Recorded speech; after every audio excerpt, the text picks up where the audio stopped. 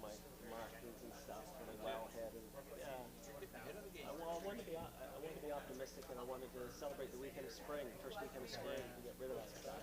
I leave my chains and blow. Morning, Robbie. Morning. Yeah, I still have the plow on the track.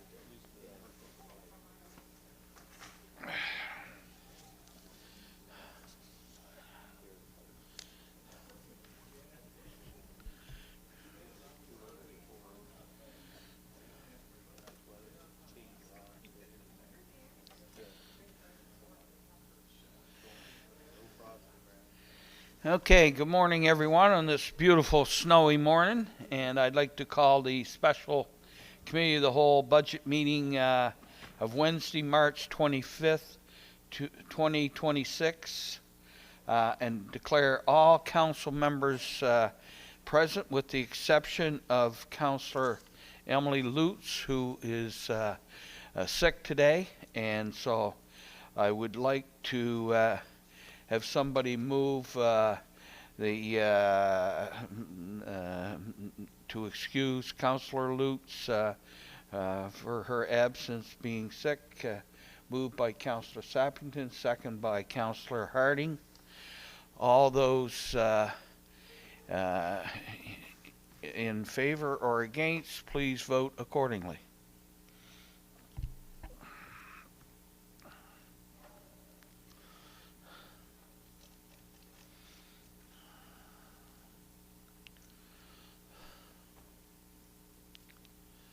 Okay, motion carried. I'll now read the land acknowledgement. The municipality of the County of Kings is in Mi'kmaq, the ancestral, unceded, and current territory of the Mi'kmaq peoples. The municipality of the County of Kings is a neighbor to Annapolis Valley First Nation and Glooscap First Nation, as well as a diverse urban and rural indigenous population. We are all treaty people and commit to upholding the peace and friendship treaties and working towards reconciliation in all areas of the municipality. We have an agenda in front of you, Council. Is there any additions anyone would like to make to the agenda? Seeing none, can we have approval of the agenda, please? Moved by Councillor Allen, second by Councillor Peckford. All those in favor or against, please vote accordingly.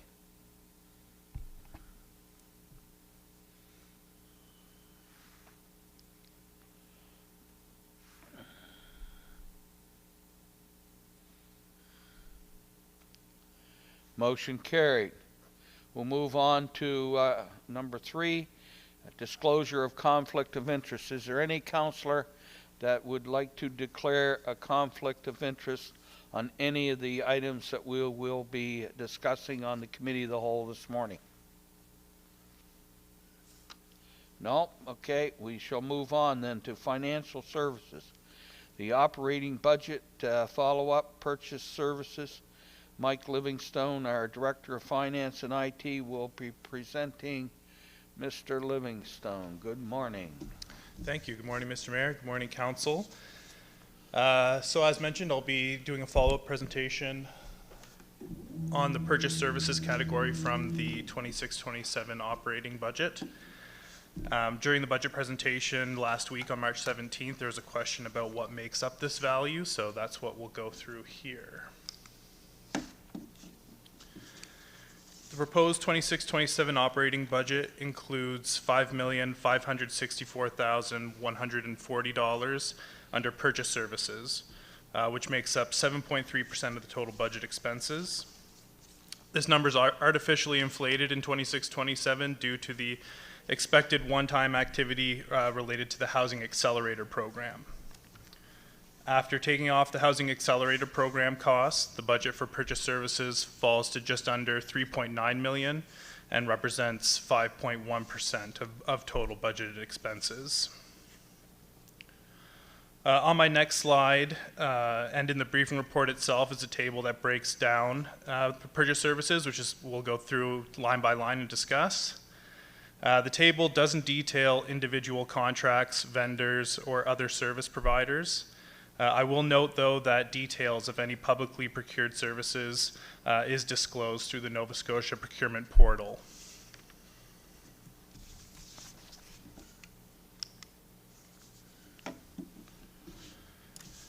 So starting with the very first line there, the Housing Accelerator Program, it's a federally subsidized program through the Housing Accelerator Fund, and spending on the program initiatives is expected to ramp up in 26-27, as you can see there, with a significant percentage increase over 25-26, and that spending is offset with grant funding. On the next line down is our getting into our more traditional line items, roads and sidewalk maintenance at almost $1.4 million. It's mostly made up of winter maintenance contracts and the municipality's share of the J-Class road paving program from the province of Nova Scotia. The year-over-year increase that you're seeing there of 21.2% and $240,000 includes an increase to the expected cost of J-Class road paving program and an increase in the winter maintenance costs, which were determined through a public procurement process. On the next line down, purchase services that support regular operations. So here we're seeing an increase of 2.2%, and the amount there of $893,000 makes up 1.2% of total budgeted expenses. This group includes services that support routine municipal operations. This includes things like animal control contract, our insurance premiums, training and conference costs, facility maintenance costs, and costs associated with our annual tax sale. On the next line down, our IT system maintenance and licensing has also seen a 2.2% increase, and the grouping includes software licensing costs for things like the financial information reporting system, and then more basic things like Microsoft licenses for our various computers. Fewer and fewer IT systems can be purchased in a single upfront price and tend to be more of an annual subscription now, so you see more growth in this area, I think, as time passes. The next line is contract and professional services. It includes our budgets for legal, audit, engineering, and other similar professional services. The nearly $73,000 12% budget reduction is mostly tied to anticipated reductions in legal service and climate-related consulting costs.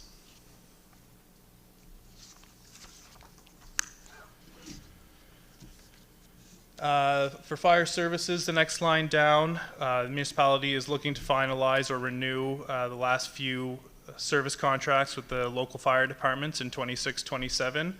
And included here is a contingency for what the outcome of those negotiations might look like. That is sort of the one key factor that's driving the increase, I mean, along with a few other minor pieces, but that's the reason why we're seeing that 31.4% increase in this line. Parks and Recreation programming. So this includes our cost for trails maintenance and the cost to deliver the various recreation programs delivered by the municipality. The year-over-year reduction here of 11.2% is mostly driven by the decision to bring some trails maintenance activity in-house handled by staff. So with a select few exceptions, the trend in purchase services is consistent with the overall budget messaging of allowing for appropriate inflationary increases, but otherwise holding 26-27 to the level of resources available in 25-26. So before I get to the recommendation, I'd be happy to take any questions you might have on the details making up our purchase services budget for 26-27. Okay, do we have any questions to Director Livingstone on his presentation? Okay, I guess we're good. So we do have a recommendation that the Committee of the Whole receive the March 25th, 2026 operating budget follow-up purchase service briefing as information. Moved by Deputy Mayor McPherson, second by Councillor Allen. Any further discussion? No? Okay. All those in favor or against, please vote accordingly.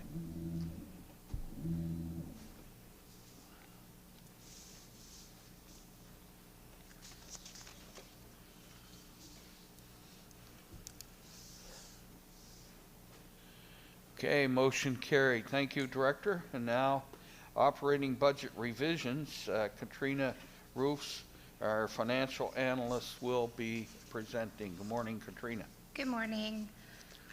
This is just a quick update on some information that's come to light subsequent to the presentation last week. So subsequent to the presentation on March 17th, information was received from two sources that has resulted in adjustments to the budget that was previously presented. So as previously discussed last week, the RCMP services budget was an estimate based on prior year growth trends, as no formal projection was available at the time. Following the March 17th meeting, the RCMP did provide the municipality with an actual budget figure for the upcoming year. The figure provided by them is $10,620,872, which represents a $306,300 reduction from the initial estimate that we had included in the budget. So the updated amount provided by the RCMP reflects only a 3.4% increase over prior year, which is notably lower than the 6.7% increase that we've seen in 25-26 and the 6.2% increase in 24-25. So in summary, the RCMP have now provided us with a formal estimate for 26-27, and this estimate is $306,300 lower than we had anticipated and had included in last week's budget.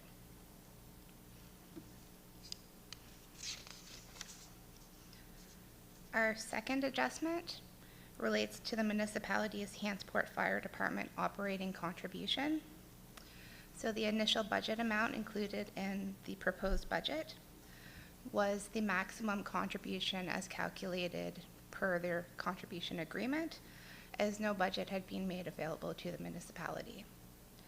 After the March 17th presentation, the department submitted a budget and indicated a contribution requirements of $127,175, which was lower than the calculated maximum under the contract of $139,600.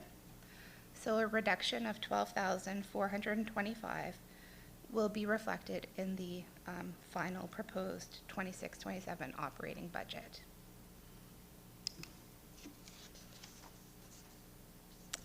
So together, these adjustments reduce expenditures by $318,725, and these funds will be redirected to the general operating reserve as an enhanced annual contribution. The enhanced contribution to general operating reserves is proposed due to the uncertainty of future protective service costs. Inconsistent with past practice, if future protective service costs are determined to be greater, so if in another year the RCMP come in and it's going the other way, we would be able to draw from this reserve for future years if there's an increased expense in this area.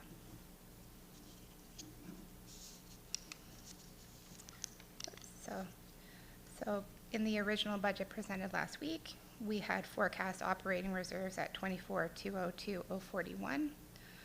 With the redirected funds, we're projecting a balance of $24,520,766 for March 31st, 2027 in the operating reserve funds.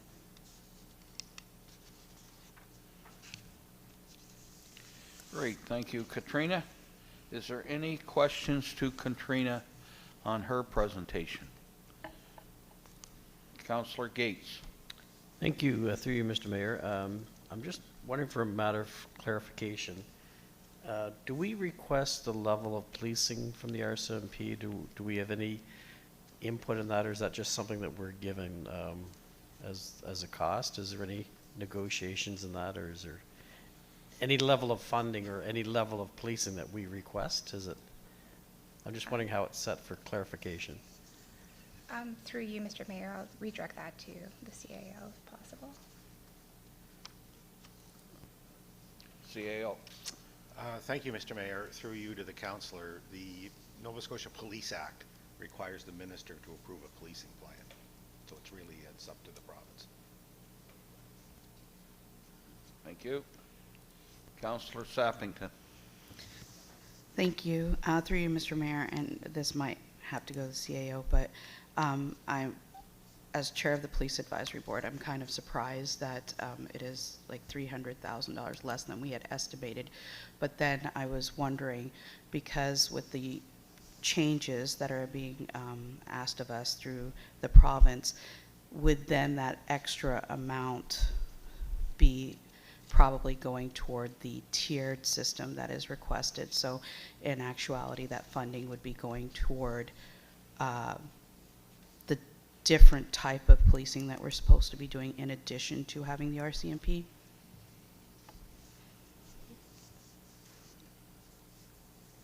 Through you, Mr. Mayor, to Councillor Sappington, I'm not sure if the funds would be redirected to that particular thing. Maybe CAO may have some other information, but that is one of the reasons why we would hold the funds in reserve in case there was a need to draw from them later. CAO.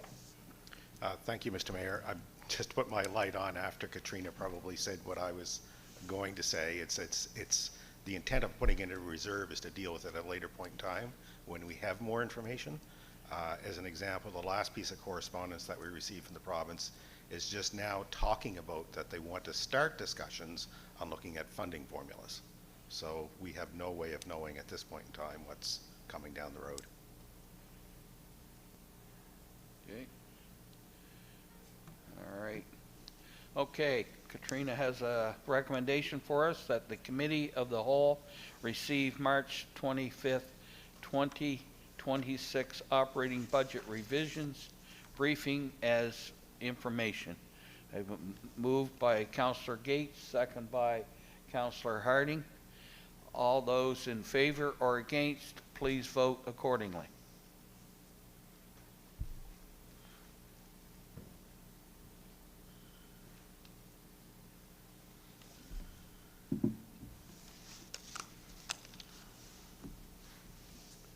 Okay, motion carried. Now we have a proposed capital budget 2026-2027 presentation.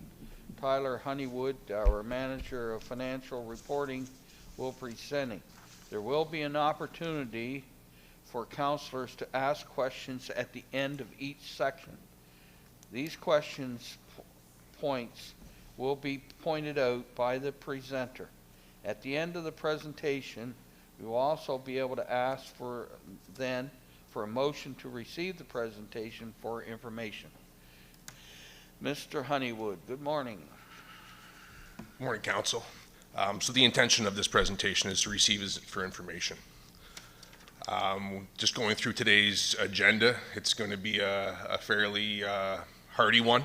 There's probably going to be an opportunity in here for a bathroom break at some point. I think I have about 65 or 70 slides in here to work through. But by no means am I trying to rush through this. I think it's an important piece here where we get all the information out to you folks. And really my intention here is after each category of capital investment, really take a minute, answer the questions at that point. And then likely with the special projects, maybe slowing down the pace a little bit there just to ensure we have all the details that you're looking for. You take care of the presentation, Mr. Honeywood, and I'll take care of the bathroom breaks. So I think the first piece here, I just want to recognize staff efforts. This is a process that's been going on for 3.5, 4 months. Every single department has feeded input in here. Really, when we look at our funding analyst here, Chris Ritchie, he's done a lot of work here to secure a lot of outside funding and really modeling out the funding side here with his capital budget. So without further ado here, we'll get into this. So the first piece here is just the budget overview. So really, this is a budget of organic growth. You're going to see this through the funding sources. Last year, the number one funding sources was debt. That's now our third funding source. So really looking at, and we've utilized a lot of reserves in this case, and that's where the organic comes from with building that capacity with internal resources. This is a budget that is increasing investment in critical infrastructure and service improvements. There's 42 projects covering municipal assets such as sewer infrastructure and equipment, municipal and recreational facilities, roads, sidewalks, vehicles, information technology improvements, and infrastructure and equipment related to the Greenwood water utility. So most of these projects are either ongoing programs with new components or scope added, or carryover projects that have had updated cost estimates in order to bring them to completion. The first piece I'd like to talk on here, and I know this was a question that popped up on March 17th from Councillor Peckford in regards to the emergency provisions for inventory. So really the replacement of equipment is not generally classified through the operating budget, so you're going to see that intertwined with the capital budget here. It is typical in the case of emergency that the replacement of that equipment extends the useful life, so we end up capitalizing it. If it was a like-for-like replacement, it would be expensive that period of time, but for the most part, a lot of these replacements end up expanding the useful life on the asset. So these are contingent amounts and provisions that are within those projects, and a lot of these are ongoing programs. And the figures that we have here based off of historical trends. So if we've seen some of that response from emergency perspective, that's been added from a forefront here. And really this $610,000 accounts for about 1.2% of the total capital budget. So given the size, the breadth, and the complexity of water and wastewater systems, if replacement parts were kept in stock for all possibilities, there's two risks there. So the first risk is that you run into inventory obsolescence. The municipality has partnered with IMSA that they were carrying some inventory there. The type of asset changed, and next thing you know, they had to write down a significant amount of inventory. So that's the risk side. It's difficult to have a solution for every piece. But it's definitely a piece that the municipality keeps on the forefront. For instance, there was an instance where we needed 2 fire hydrants. We ordered 3 of them because we knew, we wanted to be able to be responsive in that situation. We know it's an item that doesn't take a whole lot to need a requirement, to need a replacement. So that's built in when we're ordering things like that. But really, I guess the other piece of that was if we were to have a solution for every single component that could possibly break on us, that could be millions of dollars of inventory. So we're working off trying to keep it lean from that perspective because we can't have a solution for everything. But at the same time, it's important that we do have that capability. So I don't want to oversell the asset management side of things, but we're going to enter into an environment here in the next, it's going to be onboarded slowly and we're going to have that data, but we're going to be able to identify those things that are high frequency. And those would be items that would be prioritized. And I think the other piece that you have with the municipality is we're increasing our warehouse capabilities. So we have an EPW in mid-building that is increasing their storage capacity. We have a new lab building that we'll talk about later today that is also going to be able to have some storage facility. We have a Waterville facility there that's going to be able to house some of this inventory. So we're building the capacity for it. But I think at the end of and really in summary, is if we were to have a solution for every possible thing, it would be millions of dollars wrapped up in inventory fairly easily. So, and I think the other piece there is, there's a bit of a collectiveness when it comes to, the Municipal Public Works Association of Nova Scotia. There's really a bond there where different municipalities can look up for some of those specialized pieces that might not necessarily be inventoried. That's a strength when you look at the partnerships between those levels of government. As much as there might not always be solutions there, typically when you look at the complexity of that water and wastewater inventory, there is an ability there to really try to source things in the short term. That's an important piece here. I think that's really been standard, and I think in kind of the municipality, because we really don't want to drive a tax rate up based off a possibility that might not come to fruition, and then long term, those carrying costs could be fairly significant. So really in the beginning stages, but I think this is something that's definitely going to be honed in future situations, future budgets, as we enter more of a data-driven environment. I'll maybe just stop on that one before we proceed, if there's any questions on that. After those comments, is there any questions to Mr. Honeywood on presentation? I guess, no, here we go. Councillor Sappington. When you reference the data-driven environment, have we already purchased the program to start doing that? Through you, Mr. Mayor, to Councillor Sappington, we're in the early stages of onboarding that right now. The software's been purchased. IT and EPW are really working, and a lot of the GIS staff as well, really getting that mapped out. And what that will do from a data-driven perspective is it will show us an asset that is requiring additional maintenance, that has more potential failures or adverse situations going on there. But it's also something that's going to take some time to actualize. There's a lot of data. We're currently working with the software to get everything configured from that perspective. So really we're in the early innings, early stages of that, but it's going to be a continued enhancement through the entire capital budget process, because there's some assets out there that have, from an accounting perspective, have been depreciated for quite a while, that may need replacement, but they haven't necessarily reached that point of top priority. So I think that's the environment that this will ultimately arrive us at. Okay, thank you. So moving on to municipal challenges.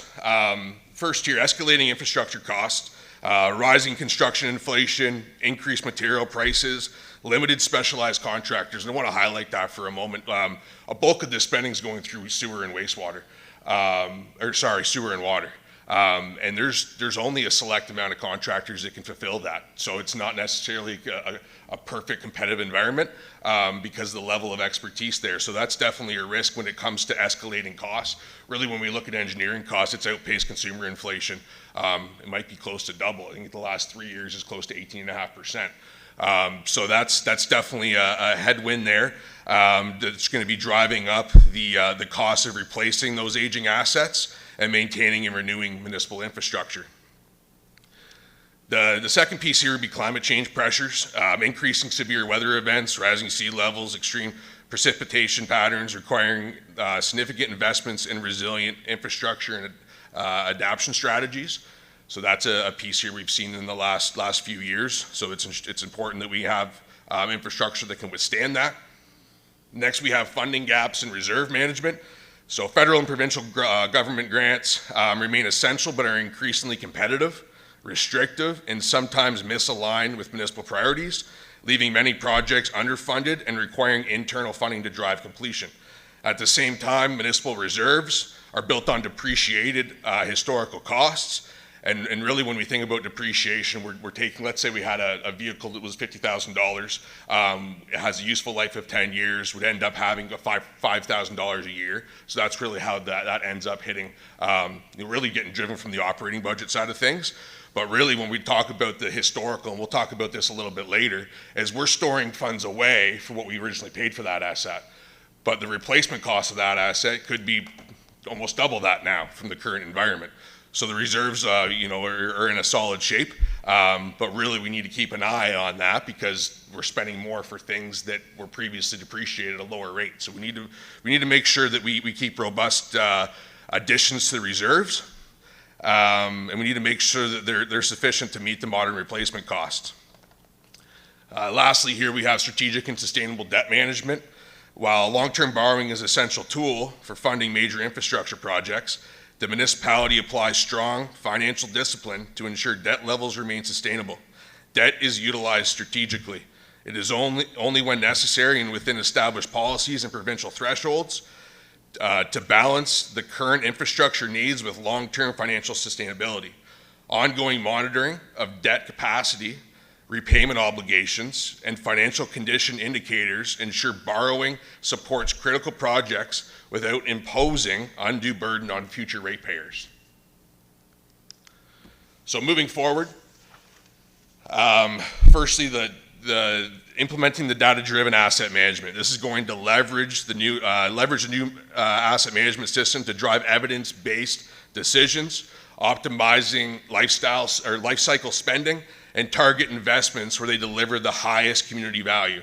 So I think one of the things you can think there is there's assets out there from an operating cost. It continues to rise on us. I think a great example of this would be the municipal fleet. We've really got a younger fleet now, and what we're seeing is the vehicle maintenance costs are going down.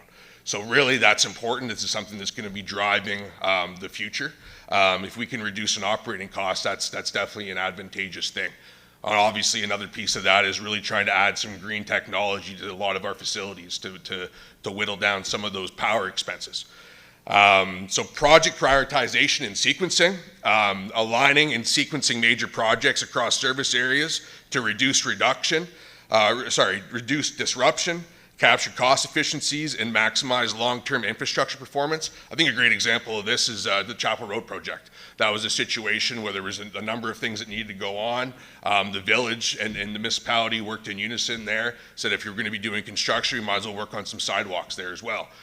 So that's really important. If we can sequence things, get to a more direct, there can be some synergy, some cost savings there. So that's another piece when we're looking forward. The next piece here is strengthening long-term financial resilience, strengthening reserve strategies. I don't want to touch too much on it now, but one of those strategies was introduced through a deed transfer. That's going to take some years to come to fruition. And in particular, as we start looking at the sewer reserves, that's where it's really going to be advantageous of strengthening in that reserve. And it's important to maintain a disciplined approach to debt to safeguard the municipality's long-term health.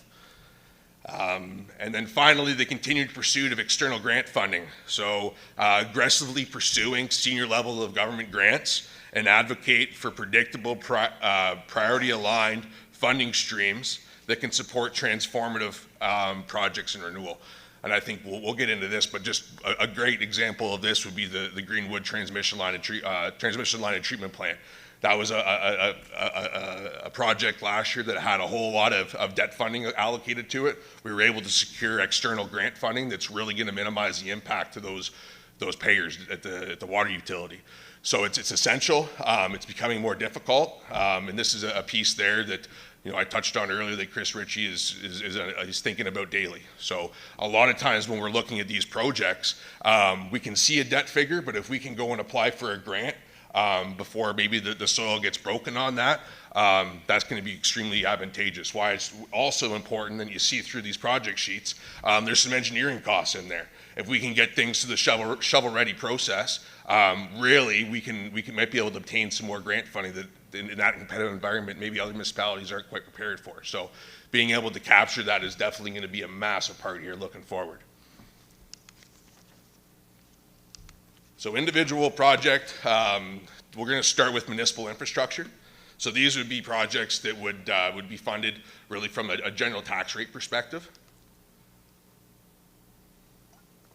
The first here is the network upgrades. This is project number 081101. So I'm going to present these in the same order they're in the appendix. So the description of this project is an ongoing program. Ongoing system and network component replacements, example cabling, software licenses, servers, firewalls, network drops, and remote site connections. The following projects are planned for fiscal 26-27, Windows Server and virtualization upgrade, new cameras and network video recorder for municipal complex, networking for the new lab building, networking for new septage dump station, networking for Aylesford sewer treatment plant, Sandy Court water treatment plant, and networking for Hants Border wastewater treatment plant.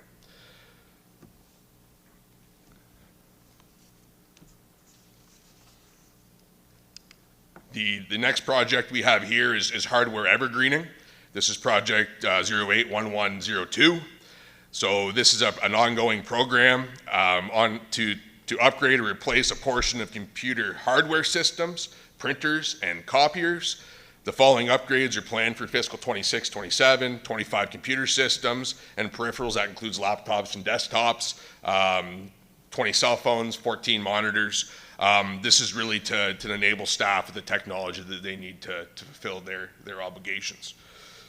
So this is a project here, $61,800, all funded from the IT capital reserve.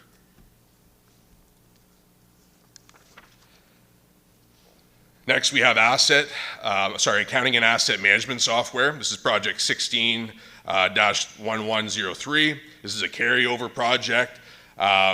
There's the implementation of the asset management software is currently underway and will be completed in fiscal 26-27. The municipality is also exploring new accounting software to improve functionality. Now, this is an item that we've really looked at for a number of years, really driven from the cyber incident there where things had to go on the cloud.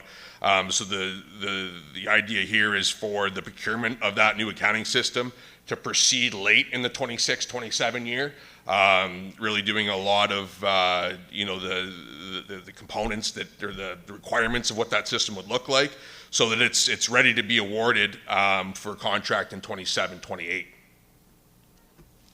So this is a carryover, and the full $474,600 is all going to be financed from the IT capital reserve.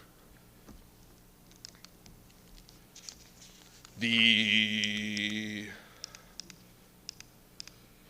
fiber and wireless hybrid connectivity, this is project 17-1103, another ongoing program with carryover. This is a program to enable connection of municipal properties and assets to municipal fiber optic network, and includes hybrid wireless connections where required. The 26-27 fiscal year will see construction completed on projects in Aylesford and Greenwood. So this is a carryover project with the full amount, $205,847, all funded via debt.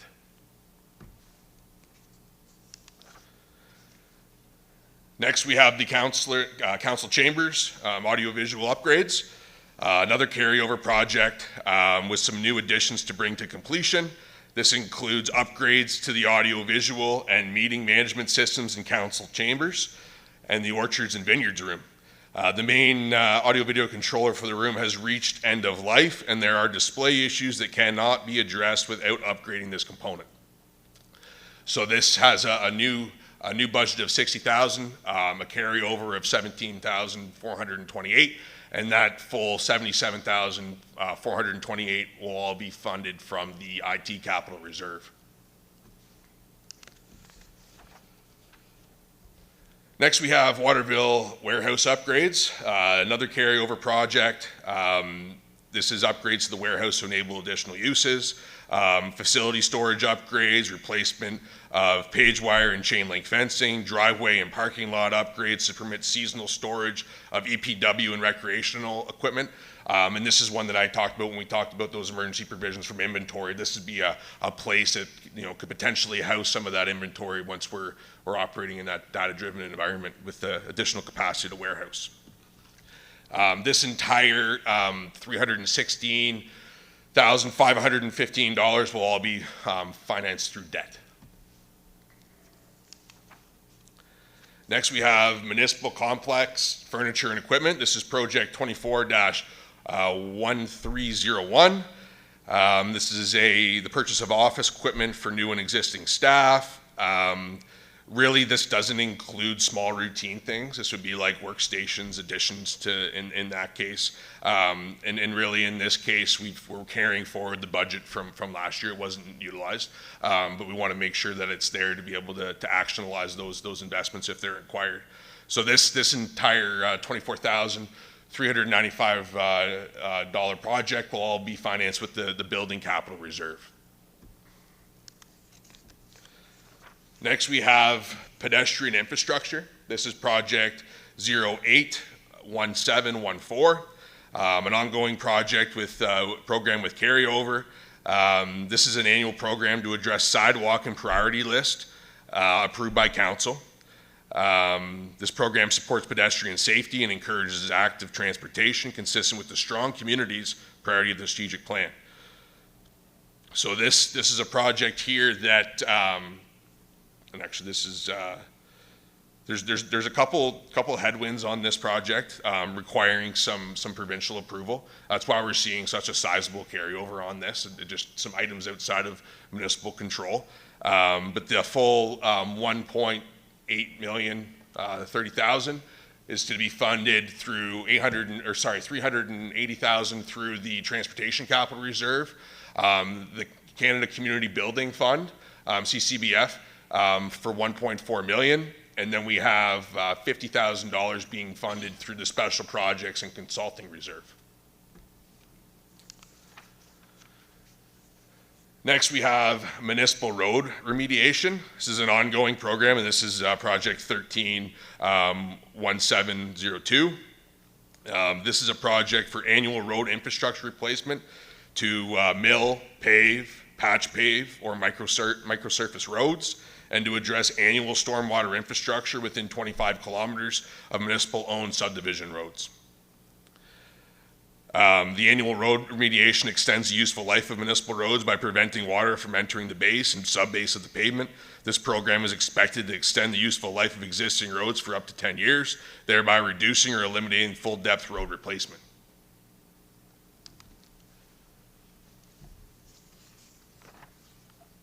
Next, we have Parks Facility Upgrades. This is project 15-1601. This is an ongoing program with carryover, an annual program to maintain and upgrade infrastructure of municipal parks, plan work for upgrades to the beach and staff buildings, signage and site security. In 26-27, plans include upgrades to Silver Lake with the addition of a lakefront viewing platform and gazebo to design support for Kingsport Beach Community Group to consider canteen washroom improvements. This program supports ongoing development of municipal facilities to encourage active living, consistent with the strong community's priority of the strategic plan. So this project has a carryover of $211,761, a new budget of $45,000. That total amount will be funded through the Recreation Capital Reserve in the amount of $169,838. The Special Projects and Consulting Reserve in the amount of $41,923, and then $45,000 that would have been included there in the operating budget last week. So that's the, before we move on to municipal sewer here, I'll just open the floor if there's any questions. Very good, thank you. Deputy Mayor McPherson. Thank you, Mr. Mayor. Through you, I just have a couple of questions. I'm just curious with regards to what is the determining factor that tells us whether or not we're going to use reserves or debt to finance a project. I noticed there were just a couple that were financed through debt, and I'm kind of wondering why. Through Mr. Mayor to Deputy Mayor McPherson there. Two lenses we really look through is A, what's the capacity of that reserve? Does it have the ability to do that? So you could see some larger transformative projects there, especially when you look at some of the ITs that are being funded through debt. Some of the smaller things, and a lot of times we look first to the reserves. And really the debt ends up being a funding source of last resort, because we're also looking at the health of that reserve. So we don't want to drain a reserve completely. We want to make sure that we're keeping pace with what we're adding every year from the operating budget perspective. But it really boils down to what's the capacity of that reserve? Can we fund it internally? And that's where we would love to get to, because we can minimize some borrowing costs if we get there. But when we look at large transformative projects, sometimes we need to use debt. And that's not always a bad thing either. That's the other part of it. We can smooth out some of the impacts to a potential tax rate by using debt, and we can match the asset's useful life to the term of that debenture. Which is really can be beneficial, because then we can really increase the scope of the projects that we can tackle. Thank you. And my second question, Mr. Mayor, I'm just curious about the figure of $350,000 for road remediation. I know that roads are a hot topic of conversation, and rightfully so, and I'm wondering how we arrived at that figure. Through Mr. Mayor to Deputy Mayor McPherson, really that's EPW. They have a lot of cost estimates, a lot of historical data. So that cost, and that's really being data driven by what we've seen in the past, factoring in some of the headwinds that we might encounter in terms of some of the inflation in the construction industry. But really, I think they have boiled down to basically a per kilometer rate. And that's really a standard that's used when we're looking at that total budget amount for that project. I appreciate the answer. My reason for the question is that it seems low to me, given the condition of the roads, but you described it as formula funded, formula based, and dependent on trends year to year. Director Kerrigan. Thank you. Through you, Mr. Mayor, to Deputy Mayor McPherson. Have to put this into perspective. This is municipal owned roads. This is not part of the J-Class program. So what that equates to, as we said, there's approximately 25 kilometers of municipal roads. A budget of $350,000, I believe 50,000 is for stormwater improvements, so some ditching and things like that. It allows about $300,000 for some milling and paving. That should get us somewhere in the range of about 1.5 to possibly 2 kilometers of road work done. So in the big picture of 25 kilometers of roads, to do 10% or close to 10%, 5 to 10% is not a bad figure. Our municipal roads are actually in quite good shape. It's the J-class roads that really need additional attention. Thank you, that helps a lot. Thank you, Director. Through you, Mayor, too, I would just like to add to Deputy Mayor McPherson, really when we're looking at the budget, this is our best cost estimate at this period of time. It's not unusual, especially in the last year or two, where one of our cost estimates may be insufficient to add to do those projects. So that would be a case where we put a supplemental budget in front of council to make sure that we can continue to proceed. If there's no further questions here, I'll move to municipal sewer. So first here is lift stations replacements. This is project 083408. This is an ongoing program with carryover to an annual program to replace lift stations, pumps, electrical panels at or nearing end of life. 26-27 plans include design and construction of a new lift station in Aylesford. Work also includes aeration additions using wet well wizard technology, emergency backup generators, chamber, pump, and panel upgrades at multiple lift stations, and additional monitoring equipment for the enhanced border collection system. So also on this, there's an annual plan for the major upgrades and replacements of 2 to 3 lift stations per year, with numerous lift stations currently in service throughout the municipality. Lift stations are prioritized based on the safety concerns, maintenance and repair history, as well as opportunities to reduce power consumption. So this project had a carryover amount of 2.9 million, a new budget of 880,000, and that total amount here is funded 4 different ways. We have 1.5 million going through the sewer capital reserve. We have 593,396 going through the Invest in Canadian Infrastructure program, 1.1 million going through the CCBF, Canada Community Building Fund, and the remainder 600,000 being funded by a debt.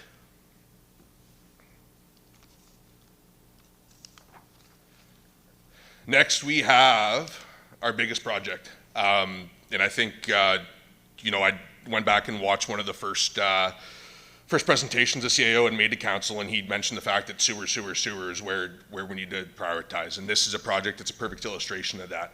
With the carryover amount of 6.8 million, the new budget of 8.5 million, this is a significant project. You would have seen with this a couple of a supplemental budget from Director Kerrigan there, because some of the screening buildings here ended up being more than we originally had budgeted for. But really, this is a core focus of this budget. So this is an annual program for upgrading aging wastewater treatment facilities and related infrastructure. Parts of the 26-27 budget include new budget allocations to carryover projects to increase those so they can be publicly tendered. Actual tender results for Aylesford and enhanced border screening facilities in 25-26 had revealed the need to increase budget for other screening and upgrade projects. 26-27 includes construction of new screening facilities for Aldershot, Avonport, Waterville, and Canning, valve and sand filter refurbishment, clarifier and line inspections for Greenwood, and security and fencing improvements for all treatment facilities through cameras, fencing upgrades, and installation of electronic gates. So really when we look at this, the need for this project is to reduce the risk of failures, helps ensure compliance with federal and provincial wastewater standards, and extends the useful life of the facilities. So in this case here, we have 15.3 million being funded, 5.6 million of that through the Sewer Capital Reserve. The Invest in Canadian Infrastructure Program providing 1.1 million. CCBF providing 4 million. Grid, that's green, growth, renewable infrastructure. That's going to be providing 302,000, and then the remainder, the 4.1 million, being funded via debt. I'm going to stop it right here and see if there's any questions on this based off the magnitude of this project. Councillor Sappington. Thank you, Mr. Mayor, through you. Have we received the results of the sewer study?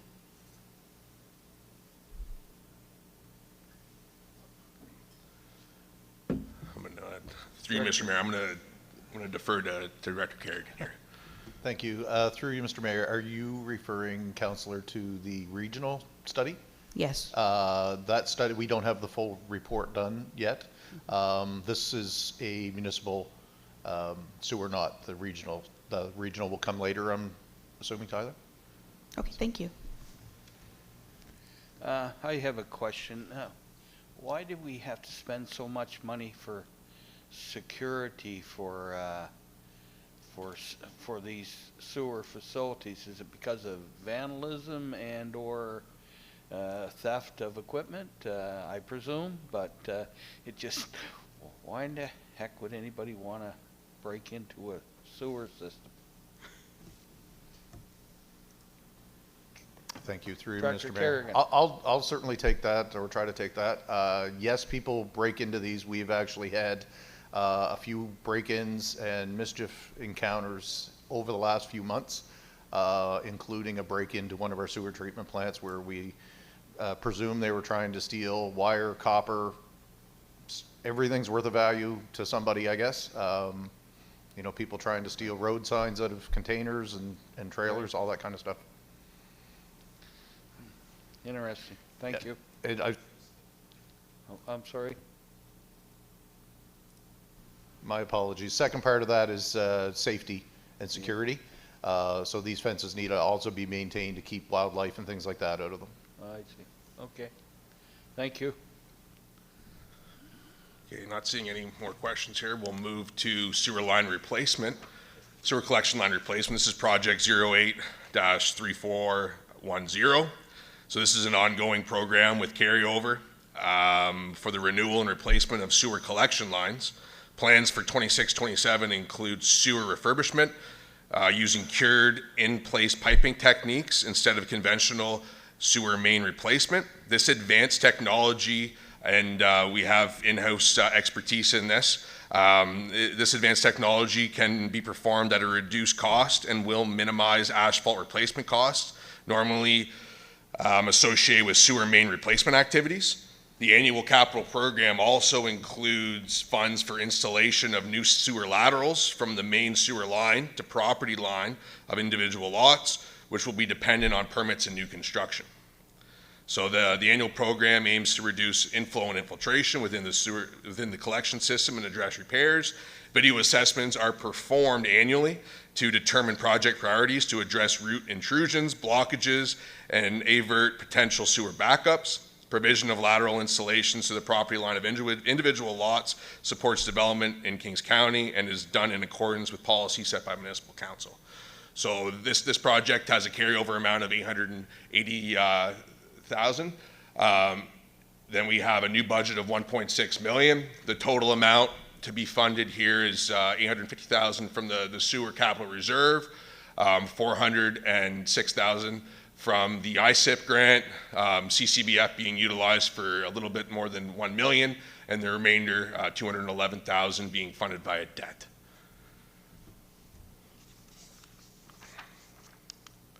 Next, we have the EPW equipment and occupational health and safety. This is project 10-3409. This is an ongoing program for replacement of tools and equipment used to perform equipment maintenance and to meet occupational health and safety standards. For 26-27, the municipality is planning upgrades for snow clearing equipment and outfitting the EPW operations center with new shop equipment by repurposing an existing storage bay. This annual program maintains the safety for employees and provides tools and equipment for reliable and efficient delivery of services. So in this case, we have $139,000 as a carryover amount, a new budget of $155,000, fully funded from the vehicle and equipment capital reserve. Next, we have the SCADA system. So this is an ongoing program, project 19-3403. SCADA is the supervisory control and data acquisition. This is a program to upgrade that, the monitoring system with it, and includes new SCADA server hardware, software, and control instruments and new panels. Need for this project is the SCADA monitoring system is an essential part of the municipality's environmental and regulatory compliance program. SCADA provides real-time monitoring of the operational status of each of the municipality's wastewater and wastewater treatment facilities and lift stations. So this is a rather large investment here. We have a carryover for $346,000, a new budget of $650,000. We have this funded through the municipal sewer capital reserve, as it impacts that quite heavily, $550,000, and then $590,000 being funded with CCBF, Canada Community Building Fund. Next, we have the laboratory building. This is a continuing carryover project. So this is project 22-3407.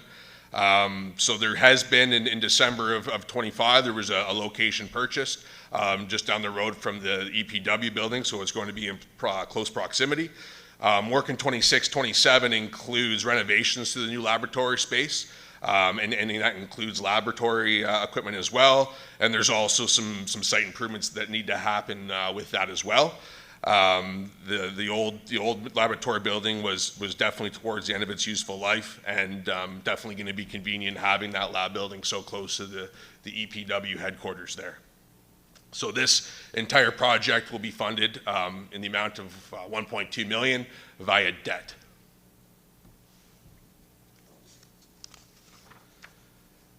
Next, we have the biosolids management project, 24-3401. Another carryover project, the development of biosolids plan and process for regular disposal of biosolids produced at municipal wastewater treatment facilities, including the feasibility for achieving sufficient scale to service local neighboring municipal units and private industry. And that's the big piece here. Really, it's something that you need to have multiple partners on board for to be able to bring it across the finish line. There's some work being done on this, and really when we look at it from the need perspective, the municipality has an array of wastewater treatment technologies to produce biosolids requiring disposal at differing intervals. The plan will examine and project predictable volumes by technology and quantify ongoing removal requirements. The plan will also address removal and disposal requirements and opportunities throughout the neighboring municipal units and local private industry. So this is a carryover amount, $150,000 being funded through the municipal sewer operating reserve.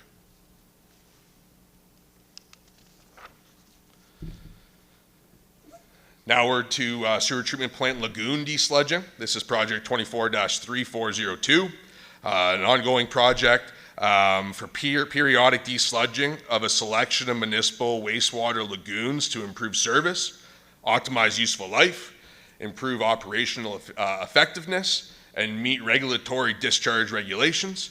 Bathymetric mapping of lagoons will be completed to establish a baseline for biosolid management and desludging efforts. Activity in 26-27 will include decommissioning of a lined sludge cell and lagoon desludging in Canning, and annual desludging in Avonport. The facility in Avonport is served by a mechanical plant, so it does not require bathymetric surveying. So a rotating municipal desludging program has been planned to ensure biosolids are removed on an annual basis to allow for sufficient time for biosolids dewatering process to occur. So this is a project here with $508,000 and a new budget of $850,000 being funded through CCBF for the amount of $1.2 million, $50,000 through the municipal sewer operating, and then we have that would be operating budget, and then we would have $83,000 through the municipal operating reserve, municipal sewer operating reserve. So before we get into Greenwood Water, I'll just take a moment here to pause and see if there's any questions. Okay, thank you. Councillor Best. Thank you, Mayor. Taking care of these ponds, what about Numanis? Are they all cleaned out now? Through you, Mr. Mayor, to Councillor Best, we'll touch on that when we get to regional sewer. Okay, thank you.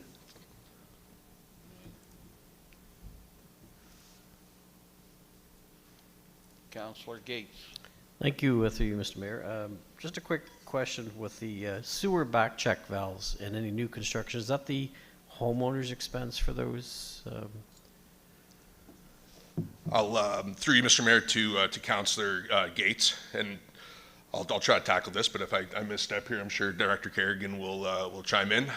Really, from the work to the road, and then basically from the road to the dwelling would be the expense of the homeowner, and then we have some ability there to kind of put them on payment plans to be able to actualize those. But I'll look to Director Kerrigan to add anything.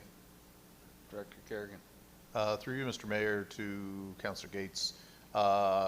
Yes, it is a responsibility of the homeowner. I've got two people sitting here to either side of me shaking their head, yes, confirming that, so.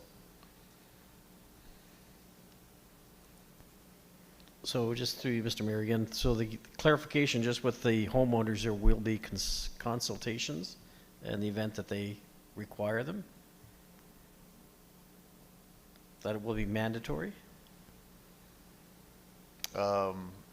Excuse me, through you, Mr. Mayor, could you repeat the question? I don't know if I understand what your question is. No problem. So when we are looking at new infrastructure going in, that the consultation with the homeowner and the municipality, and that it will be not optional for them to do it, but mandatory for them to have the sewer back check valves installed? Yes, it is.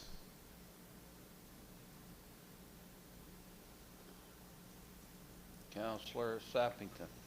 Thank you. Through you, Mr. Mayor. I have a couple of questions. First one is in regards to biosolids. As we work toward providing that service, are we also looking toward perhaps it being a service that we provide outside of our municipality for, different municipalities in the province that might need it? As far as I understood, it was something that was kind of hard to procure. Through you, Mr. Mayor, and I'm sure Director Kerrigan will correct me here or add some commentary there as well, but I think when you look at a project of that scale, it's really not economically feasible. If it was only, say, one municipality, would really need to be able to have a broad scope there to make it, to actualize it really, and make it economically feasible. Director Kerrigan? Director Kerrigan? Thank you, through you, Mr. Mayor. I believe all options are on the table, that we're trying to work with municipal partners to find a solution, and the solution does not need to be within Kings County. Okay. And then the second question I had was in regards to the lagoon desludging. I see that it's going to cost about $1,358,000. How often does that need to be done? Through you, Mr. Mayor, I'll take that one. For the municipal plants that we're talking about here right now, on average, probably between 5 and 10 years is what they should be done. So what we're trying to do is get my numbers straight, 1, 2, 3, 5 or 6? 5, because we have 2 plants that are mechanical plants that don't have the same kind of desludging. So we've got 5 plants. The idea is that we desludge every year 1 plant into geotubes, and that when in 5 years' time, when we need to desludge again, and it may not be 5, it may be able to extend out to upwards of 10 years, we would break those geotubes, haul them off-site for disposal, which would be the biosolids management side, and at that point, we'd install new geotubes and desludge into those new geotubes. Thank you. Thank you. Okay, not seeing any. Okay, I guess, yes, right. Not seeing any more. We'll move here to the Greenwood Water Utility. So the first here is water distribution system improvements. This is project 10-2403, an ongoing program with carryover. for improvements to the Greenwood water distribution system, replacement of aging water infrastructure, water mains, valves, and curb stops on annual basis to allow, and an allowance for new water meters is included to supply new water customers, as well as replace aging water meter infrastructure within the utility. Annual upgrades or replacement of existing buried infrastructure. This reduces water loss and reduces the risk for water distribution system failure. So in this case, we have a carryover budget of $115,000, an additional new budget of $220,000, and it's all to be funded with the accumulated surplus of the water utility. So this is really when we talk about fund accounting, it's segmented in there for those that are using that utility. And I will mention on this as well, just as we get into the Greenwood water side of capital projects, there will be a rate study done this fiscal year, which will influence future rates there for the water utility. Next, we have the water system equipment, an ongoing program with carryover. This is project 11-2407. An annual program for upgrade or replacement of water treatment facility and equipment as identified throughout the year, including facility upgrades, pumps, instrumentation, and chemical pumps. In 26-27, plans include building upgrades to existing pump house facilities to improve health and safety and ensure regulatory compliance is maintained. Plans for 26-27 also include replacement of aging infrastructure of well pumps, chemical pumps, and the addition of pH and chlorine sensors and automatic analyzers for chlorine contact times. So the treatment plant facility and equipment must be upgraded or replaced as it reaches the end of its useful life. Additional equipment is required to accommodate increases in the user base, and automatic chlorine analyzers are a part of best management practices for water treatment plant operations. So in this case here, we have $121,000 coming from the carryover, and the new budget of $165,000, and this will all be funded with the accumulated surplus of the water utility in an amount of $286,884. This next project here is our second largest project in the whole capital plan. This is a transformative project, the transmission line and treatment plan. This is project 11-2408. A carryover project. This includes construction of approximately 5 kilometers of new water transmission main and a new water treatment facility. The water transmission main and treatment facility will be connected to 2 new production wells that have already been constructed. This program will allow the utility to connect an additional 75 plus customers along the main and introduces additional treatment capacity and required system redundancy. So this provides the Greenwood water utility with an additional and independent water source to meet current and future demand and acts as a redundant water supply for the water utility. So in this case here, there's no new budget. It's all carryover. This is all tendered construction. So we have $7.9 million funded with $2.2 million from the accumulated surplus of the water utility. We have $1.4 million from the CHIF grant. We have $223,000 remaining from the ISIP grant. And then this is a big use of the Housing Accelerator Fund. So we have $3.8 million from the Housing Accelerator Fund that is backing up this project. And the remainder, $275,000, is coming via debt. Now that's a number that has been significantly reduced as a result of the half funding of the CHIF funding as well. And that's going to be a benefit there to execute this transformative project. And I'll take a question there from Councillor Bess. We're well aware this in Greenwood's going to be quite a thing for the County of Kings. We're talking 500 to 700 new families coming in here in the next 3 to 4 years. Are we in incredible shape to handle that kind of projects? People coming in? Through you, Mr. Mayor, I'll pass this to Director Kerrigan.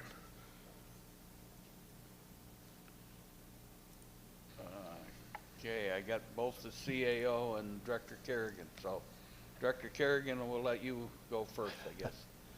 Thank you, Mr. Mayor. I'll let the CAO correct me when I'm done speaking. We are currently actually having a water system study performed right now, which is in conjunction with working with the village of Kingston. So to see if we haven't, what the amount of water we have, what our capacity is, what our, they're doing a water model study for both projected for what Kingston would need as well as what Canning is going to need over the next 20 years. Do you want to add anything? CAO. Thank you, Mr. Mayor. Memory, I don't recall if it was last week or the week before, the mayor and Councillor Harding and Councillor Peckford and Director Javerick and myself met with the command at 14 Wing and talked about these things. I think Director Kerrigan encapsulated most of it in that, as we know, Kingston owns their own sewer, so we're working with the village on a sewer capacity study with Kingston. We have an ongoing water supply study going on for Kingston through CBCL, through a consulting firm, and we're now actively engaging with the base to figure out the numbers and the location, because we'll have to do similar studies, capacity studies, as the director indicated, on our own water and wastewater capacity in those areas. So it's certainly top of mind, I would say. Yeah, that's good, because I think it's going to happen big time, and I think we better be ready for it, because it's going to happen. Okay, Mr. Honeywood. Okay, next we're going to talk about regional sewer. So the first project here is regional sewer lines. This is project 14-4401. This is an ongoing program with annual review and replacement of regional sewer mains. This program is intended to reduce inflow and infiltration and address repairs. And this would have been one of the projects, definitely with one of the larger amounts there with the $610,000 off the emergency provisions. This is really able to be responsive from a historical perspective when we look at these sewer lines, so we can immediately actualize those. So in this case here, we have $250,000 all being funded with the regional capital reserve. Next, we have the regional sewer treatment plant aeration and desludging. This would be the project there, Councillor Sappington, where your previous question would link up with here. This is project 17-4401. So this is an ongoing program for the continued sludge management of regional sewer, looking at the desludging on an annual basis, the aeration upgrades required for lagoon optimization, and to extend useful life.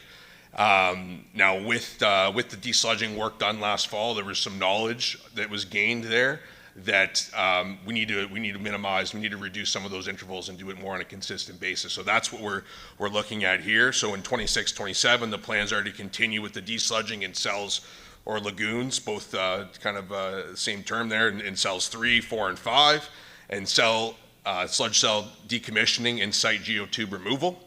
Annual sludge management is a necessary element of lagoon-based treatment plants and is required to support appropriate retention times and to achieve environmentally compliant effluent. So this is another instance here where what was budgeted last year, when the folks came and did that desludging work, the density of that sludge was more than originally was anticipated. There was a supplemental budget that came forward to the partners so that we could ensure that work was continuing to get done. But that's a piece that this will be an ongoing operational piece of the regional sewer system. So and getting it on a more frequent interval is definitely top priority. So the amount here would be $2.7 million to be funded by a debt.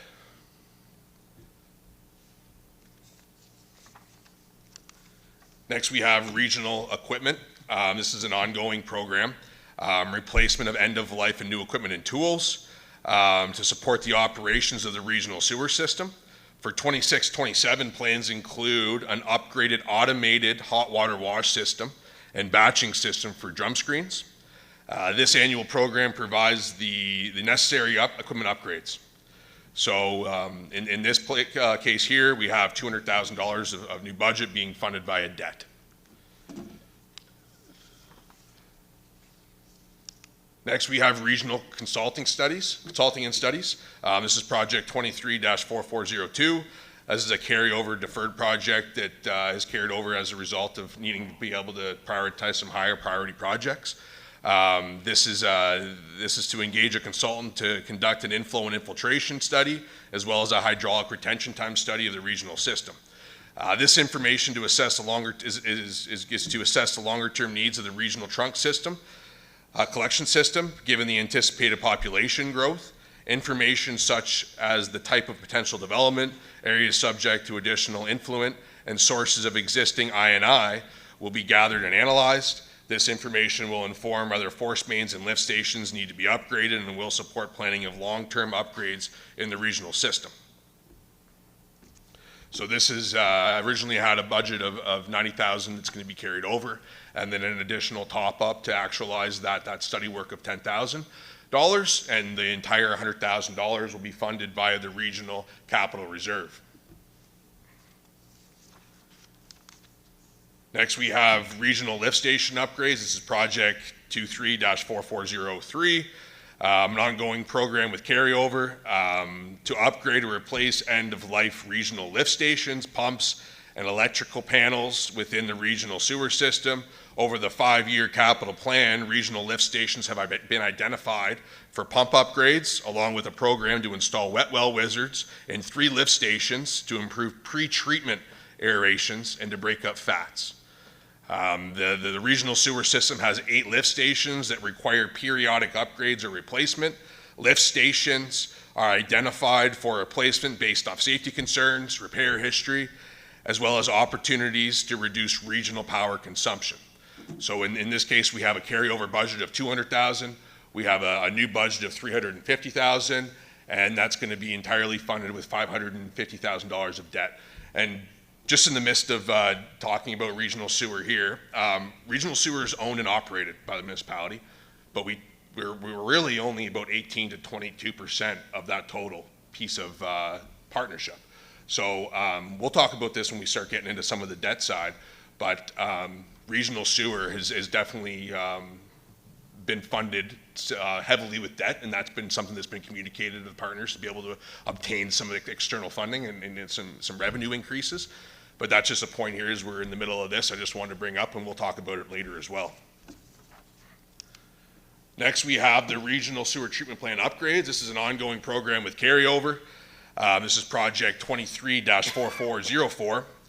This is engineering preliminary design studies relative to the regional plant optimization and environmental impact, which is going to focus on which technologies and processes will support long-term compliance and operations. These pre-designed studies will determine future requirements for the next 5+ years. So the results of those studies could really influence, and it could really turn the table upside down in terms of the regional sewer, because it could indicate a quite large capital investment. In 26-27, the plan includes a dual ultrasonic pulsar unit for algae control, upgrades required for the interior service roads, and a budget allotment to support immediate plant upgrades as determined by the in-progress optimization study. So we wanted to make sure when we put this budget together, there was no lag time between getting those results of those studies and be able to actualize them. Time could be of the essence here. We want to make sure that we're continuing to make progress on this. It's a top priority. We want to make sure it's in the budget, so this is the decision point, and that's been communicated to the regional partners as well, to be able to keep that momentum from the engineering work that it's going to be the result of these. So in this project here, we have $294,000 coming from carryover from previous fiscal, new budget of $1.1 million, $25,000, and this will be funded $100,000 from the regional sewer depreciation reserve, as well as $1.3 million via debt. So I'm going to stop it right there, and we can talk about any questions that might arise from regional sewer. Councillor Gates. Thank you. Through you, Mr. Mayor, I've got 3 or 4 questions, but perhaps I can wait to the end for those if time sensitive. But just one quick question for clarification on our budget for the desludging. Was that higher or lower than last year that we set for this year? Through you, Mr. Mayor, I believe it's higher, and that's really trying to get on that shortened interval for the desludging work that needs to happen there. But yeah, that desludging work is, it's definitely not a cheap undertaking, and we want to make sure that we have enough in there, especially when we looked at the density that came out of that desludging effort last year. We want to make sure that there's the budget there to support those operations. Perfect. And the other questions I have, perhaps I can wait till later when it's. Oh, go ahead. If you bear with me, do any of our systems use blowers? And are we having to replace any of those blowers yet in our budget? Through you, Mr. Mayor, I'll touch on this, and I'm sure Director Kerrigan will give you maybe some more acute detail on it, but there was aeration was one of the big components last spring. Okay. So there was a large increase of blowers in there to increase that oxygen that was going into those lagoons. Frankly, that's created a bit of a ball of yarn there when it comes to power consumption, because those blowers do consume power. And really, when we think about where we were last spring, it was all hands on deck. We were receiving information from consultants and those that are really focused on that area of treatment. So really, there was quite a bit of air put in there. But I'll direct here to Director Kerrigan if he has anything additional to say. Director? Thank you, through the mayor. Tyler hit everything pretty well right on. Yes, blowers are used in 6 of our plants, actually more than 6 of our plants, all of our plants. And recently at Regional, which is the project he was just talking about, we did replace 2 blowers last year. So, it is something that we are working on, ones that were end of life. The other ones were assessed by our in-house millwrights that they still have a number of years left, but over the course of the next 5 or 10 years, yes, additional blowers will need to be replaced and upgraded as well. Okay, perfect. And one last quick question. What will be the relative cost for a new lift station if we're looking at budgeting for a new lift station? Through you, Mr. Mayor, it all depends where the lift station that we're looking to replace. I think we're talking about lift station upgrades. There's no lift stations in the regional system that we're looking to do a full replacement of right now. Okay. Yep, thank you. Councillor Best. Thank you, Mayor. Haven't heard much about Colebrook area. There's going to be lots of growth in Colebrook. I was informed 2 weeks ago that Shaw Resources up here are going to start building houses here within 2 weeks or so. Are we on par with them and ready to go? I guess I have been had a couple meetings here in the county. I was informed by Shaw's, and they're going to start cutting trees down probably Monday. Director Kerrigan. Thank you, through the mayor, to Councillor Best.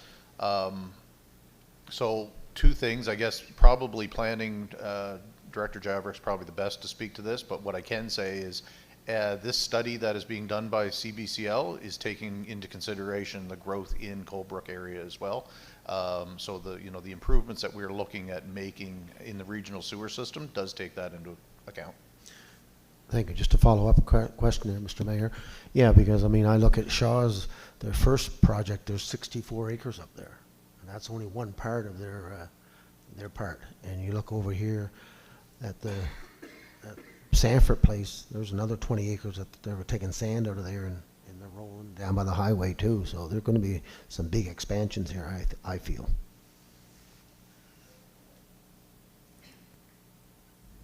Councillor Peckford. Thank you. Through you.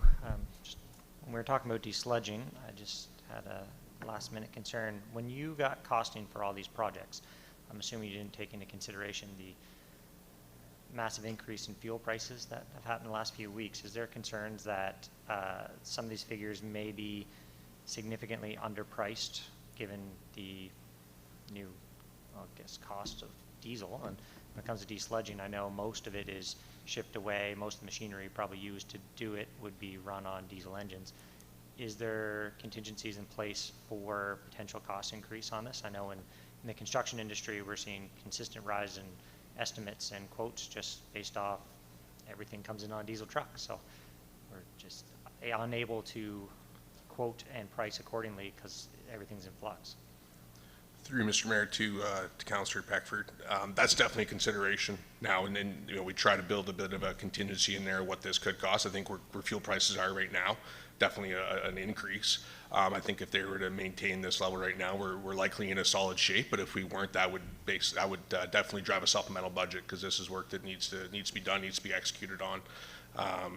So yeah, that wouldn't, we factored in some of that right now. And then, in some of these projects too, you're seeing some tendered cost savings, because where we originally thought that some of those estimates could come back lower. But that would definitely be a piece, and, that's an environment, I'm not an economist, but we're likely in a situation where this is more the norm here for at least a short period of time, hopefully. Perfect. No, glad to hear that. Thank you. Okay, well, we'll move to special projects. Councillor Sappington. Oh. Sorry. Through you, Mr. Mayor. So just for the lay person, because I am not trained in financial services or an engineer. So when we're talking about carrying a $2 million debt load for what I feel like is not an optional project, I just want to stress that the way you were explaining it is that the reason why we would carry that is so that we can have shovel-ready projects and then also be able to pursue grants. And so, fingers crossed, it isn't something that we would actually take on if we're able to get grant funding, that full amount. Through Mr. Mayor to Councillor Sappington, certainly. When we don't have a solidified grant source, we're not going to grasp at straws putting a grant source in there. Now, grants that do come in are going to directly reduce that amount of debt or potential reserves as well. But really, when we look at this area and category of projects, this is work that needs to be completed. So really, and this has been communicated to the partners, we've over relied on that funding source, and you're going to see that when we talk about some of this going forward. That's been communicated. And really, we're in a situation now, based off having some of that study work that could really turn the table upside down and what that capital investment could look like. Municipalities and the partners within there need to be able to reach a unison there where we prioritize those grants. A lot of times throughout these different sources of grants, if you have an open project, you can't necessarily go and submit for a new project.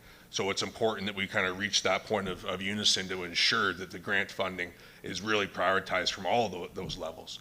And really, when you look at that funding source being debt, what that's allowed the regional sewer to do is really able to maintain some of those rates, because the fact that the benefit's been spread out over time. So obviously there's more on there being funded by debt than that would be optimal. And that's been identified as definitely the top priority when it comes to regional sewer, because at the end of the day, that work needs to be completed. I do have a question too. So just to clarify, make sure. So our share of the regional sewer is less than 20%. So when you take on debt of 1.3 million or $550,000, basically it's a situation that we're taking on being responsible for a little less than 20% of that, and generally speaking, it is be covered under the operating. Is that correct? Through Mr. Mayor, all the debt service at the regional sewer is flowing through the capital reserve. So every year with the regional sewer, we have an operating contribution, we have a capital contribution. They're really segmented in that regard. We've been trying to drive an increase off that capital reserve contribution because we're seeing what's going to happen there, kind of a little bit further down the road. But yeah, that's really how it is separated, and that's where we kind of get to that 18 to 22%, depending on some of the flows is really what's driving that. But really, when you look at the total debt picture, 40% of it's going to regional sewer. When I put my slide up here later this morning. Okay, thank you. Okay, well, I guess we'll move on to how many more do you have, Mr. Honeywood? Mr. Mayor, I have about 30 more slides. 30 more slides. Okay, if it's okay with you, I'm going to now take that washroom break.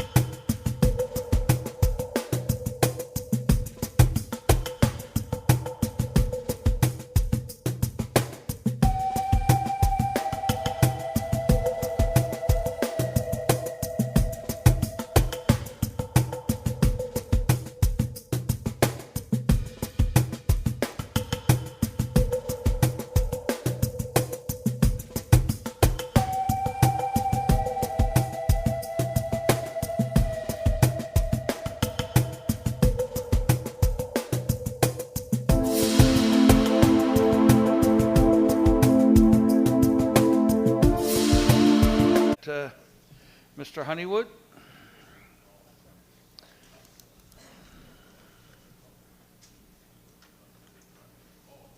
So now we're moving to special projects. Some of these projects as well you're going to see in the operating budget. Starting here with wind, we have this is a carryover project. This is project 18-3404. This is an industrial park development study to consider use of available land adjacent to existing municipal services, determine costs associated with development, and form strategic partnership relationships. This is a project that would support supply chain for local industry and enhance economic development to the benefit of the municipality. You're on your wrong slide, I think. Oh. Yep. Certainly. So talking about wind. Wind project 183403. Carryover project. This is consulting services related to provincial license for placement of meteorological towers on Crown land to measure, record, and report wind speeds together with the estimated cost of the test equipment. This would be a data collection initiative here that would enable the municipality to evaluate the feasibility of developing a wind farm in a remote location. This project is currently on hold while the municipality awaits a decision from the Department of National Defense regarding the impact of wind turbines on radar. So this is a project that's going to carry over. This was the budgeted amount there from last fiscal year's budget. And really in this point, it's still in a bit of a perspective stage as we await on the national defense. And the $168,350 here would be fully funded from the special project operating reserve. Now moving to the light manufacturing park development study. So this also works in unison with a project a little bit later here, 233402. This is really the study work aspect of things. A carryover project looking at the industrial park development study to consider use of available land adjacent to existing municipal services, determine costs associated with development, and form strategic partner relationships. This project would support supply chain for local industry and enhance economic development to the benefit of both the municipality and its strategic partners. This project is currently on hold as the municipality explores an economically feasible path forward. This undertaking would require some external funding, potentially some partners in there as well to make sure it could bring to completion. But we're still in a pattern there where really it's not proceeding. So we're going to continue to carry forward and make a best effort there to keep it progressing. So this is a feasibility study on the manufacturing park development, $78,903, all funded from the special project operating reserve.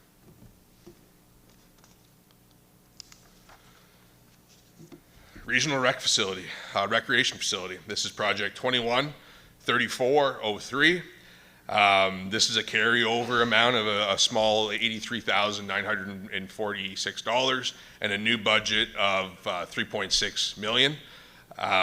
So what we're looking at here, this is a project that relates to preliminary design of the recreation complex, design of the related road, and acquisition of land.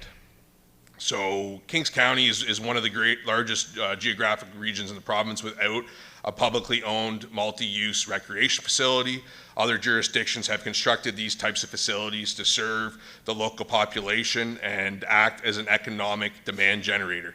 So I've done a couple of these district meetings, and this is something that's definitely popped up at some of those district meetings. And I think council, I believe, toured a facility, and I think the bit of the information that was gathered there is the use of these facilities kind of looks like a barbell. You have the young, learning how to swim. Then you also have the older side there that's looking to stay active. So it really is, I know it's been on the forefront of council's mind. This is a project that's really in its beginning stages. There's a lot of hurdles to cross over there to make sure that it gets to, it continues to make progress. And this is probably going to likely be, when we start looking at it, and we've really projected that construction out in a couple of fiscal years, but there's going to be a lot of different funding sources to come in from this. Looking at grants, looking at different municipal partnerships, it's really going to end up being quite a complex undertaking from a financial perspective. So, In this case here, really what's focusing on is the beginning stages there, the design, the road design, and then the acquisition of that land as well. So that's what's been reflected in this current year budget. I'm going to stop on this and take any questions that you may have. Okay, thank you. Councillor Best. Thank you, Mayor. This recreation facility, have we got all the information from the province that we can go ahead on this project yet? Is that still up in the air? Through you, Mr. Mayor, to Councillor Best, I'm going to push this on CAO Conrad.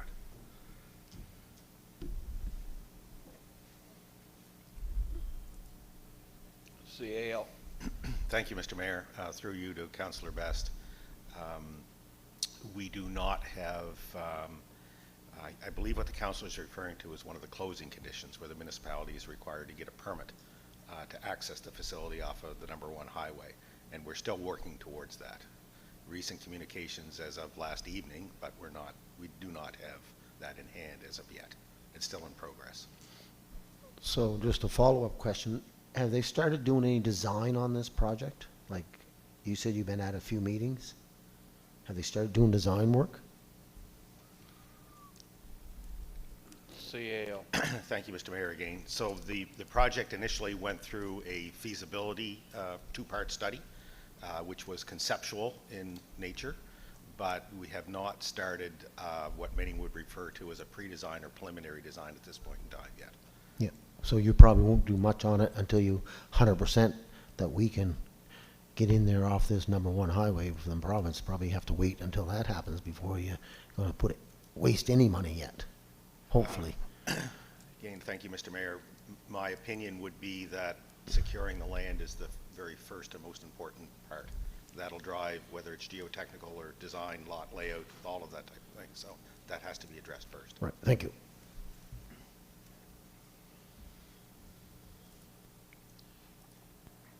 Councillor Sappington. So thank you, through you, Mr. Mayor. So right now, the only holdup is that entryway point. It's not necessarily grant funding, just for clarification.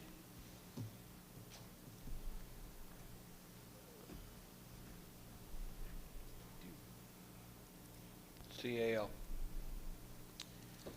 Thank you, Mr. Mayor. So prior instruction that was provided to me was to conclude a purchase and sale agreement with the vendor. So that's the state that we're at now. Okay, thank you. And then I have a different question about a different topic. It's in regards to the wind farm, and that the holdup is because of a study from the D&D. I was wondering, when we engage with, do we engage with the D&D in regards to all the housing that is coming into this area? Like, is it a sort of collaborative discussion in regards to what they need and what we need? That's my question. CAO. Thank you, Mr. Mayor. Through you to Councillor Sappington. As I mentioned previously, we met last week with the command at 14 Wings, so we're working in lockstep with them because obviously it's their radar. They have valid, there are procedures in place, policies in place, and you know, things that need to be addressed if that was to go forward. So we're doing that project in lockstep with them. Thank you. Okay, Mr. Honeywood. So go back to the regional recreation facility. This is 3.7 million being financed a multitude of different directions here. So we have 330,000 coming from the special project operating reserve. We have 1.3 million coming from the municipal building capital reserve, 1.1 million coming from the transportation capital reserve. That's really looking at it from the road perspective. We have a perspective grant in there for 575,000. That would likely, I think, maybe potentially come from a CCTH grant. We have a fundraising component here of $143,000, and then a contribution from both the towns of Kentville and Wolfville amounting to $147,000. But this is obviously a big project. As more progress that is made on it, you know, it's going to take some time there to get things solidified. So it's economically feasible, and you know, those funds and those external funds are collected before we get to the construction phase.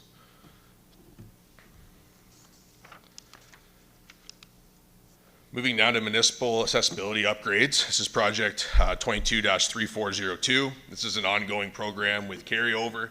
The municipality recognizes that accessibility is a human right and is committed to removing barriers to full community participation. Under the Nova Scotia Accessibility Act of 2017, the municipality of the County of Kings and its 7 villages established a joint accessibility advisory committee, JAAC, to advise municipal council and the village commissions on identifying, preventing, and eliminating barriers for people with disabilities across programs, services, and facilities. So the JAAC developed an accessibility plan in 2021 and an updated plan in 2025. These plans set goals related to transportation, the built environment, and training.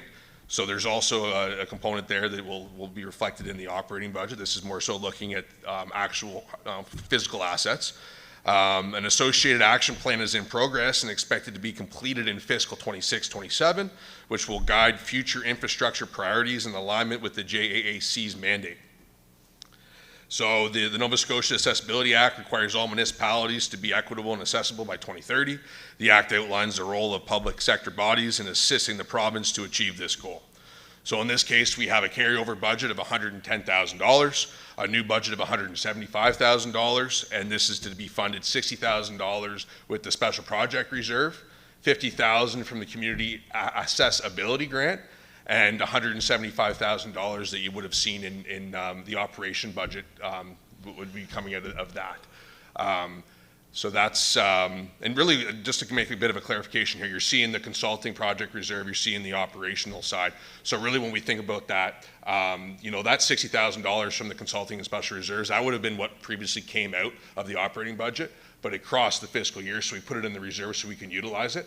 Not to get too confusing, but that's why you're seeing some of those being from an operating side, and then later once we start talking about carryover coming from that reserve. Next, we have the active transportation infrastructure. This is project 22-3403, an ongoing program with carryover. The annual project for the design and construction of active transportation infrastructure within the municipality as recommended in the municipality's active transportation plan. This includes consideration of construction of paved shoulder infrastructure in partnerships with the Nova Scotia Department of Public Works, annual repaving projects. This is an annual program to improve the regional trail and pathway connectivity and prioritizes the safety of community members who wish to access active transportation routes. So really a headwind that was encountered with this and why we're seeing such a sizable carryover is the construction season last year got disrupted based off drought conditions. So the progress that could have been made there would receive the headwinds of the woods bans, and that's why we're seeing this such a sizable amount carried over to this next fiscal year, and that work's going to be, I believe, started this spring. So looking at this project, the $1.1 million in carryover, the new budget of $225,000, financed in from numerous directions. So we have a little bit less than $120,000 through the Active Transportation Fund. Other active transportation grants amounts to $195,000. We have a general operating reserve contribution here of $626,000. Landscape of Grand Prairie contributing $30,000. Trans-Canada Trail contributing $20,000, and then $225,000 that would have been illustrated there on the operating budget side of things. Next, we have the IMSA pilot. This is a carryover project with a little bit added scope here. So this is project 22-3404. This project covers the municipality's participation in the interim IMSA addressing modernization efforts for the services provided by Tidal Transit Authority, previously King's Transit, and Valley Regional Solid Waste Management Authority. And this project activity addresses significant transit-related studies, completion of an activity-based cost review within Valley Waste, advancements related to the Provincial Environmental Goals and Climate Change Reduction Act, and a completion of an organizational and governance report. New project scope covers financial policies review at both Tidal Transit and Valley Waste. So in this case here, we have a new budget of $20,000 financed through operations. Next, we have the Municipal Infrastructure Development Strategy, another carryover project. This is project number 22-3405. And this is an integrated resource plan that's going to investigate current versus future growth for growth centers and villages throughout the municipality to support central water and sewer. And this is a lot of talking about getting things to the point of shovel-ready. This is where a lot of that is really being housed, and maybe some of the other projects as well. But this plan is going to provide information to support future development throughout the county. So yeah, really focus on the villages and the growth centers. So the full amount here, $477,152, is to be funded through the Special Project Reserve. Next, we have climate change preparedness. This is project number 233401. This is pre-designed studies to support and prioritize climate resilience, coastal erosion, and energy reduction strategies to be implemented by the municipality. So this is looking at things such as solar capabilities at some of our facilities. This project will advance preliminary design and prioritize action plans for climate resilience, as well as reduced energy and renewable energy initiatives. Transitioning to renewable energy is necessary to reduce reliance on fossil fuels and mitigate environmental impacts of climate change. So in this case, we have a carryover budget of $255,000. We have a new budget of $10,000. That $265,000 is to be funded, $230,000 through the Special Projects and Consulting Reserve, $25,000 through the Municipal Sewer Capital Reserve, and $10,000 coming from operations. Next, we have the light manufacturing park construction. So we would have seen the study work previously presented. This is more from the construction side of things. This is project 233402. And this is for the construction of infrastructure support development of a light manufacturing park. Is planned following completion of the related development studies covered by project 18-3404. This project covers pre-construction design and engineering. This project will support supply chain for local industry and enhance economic development to the benefit of both the municipality and its strategic partners.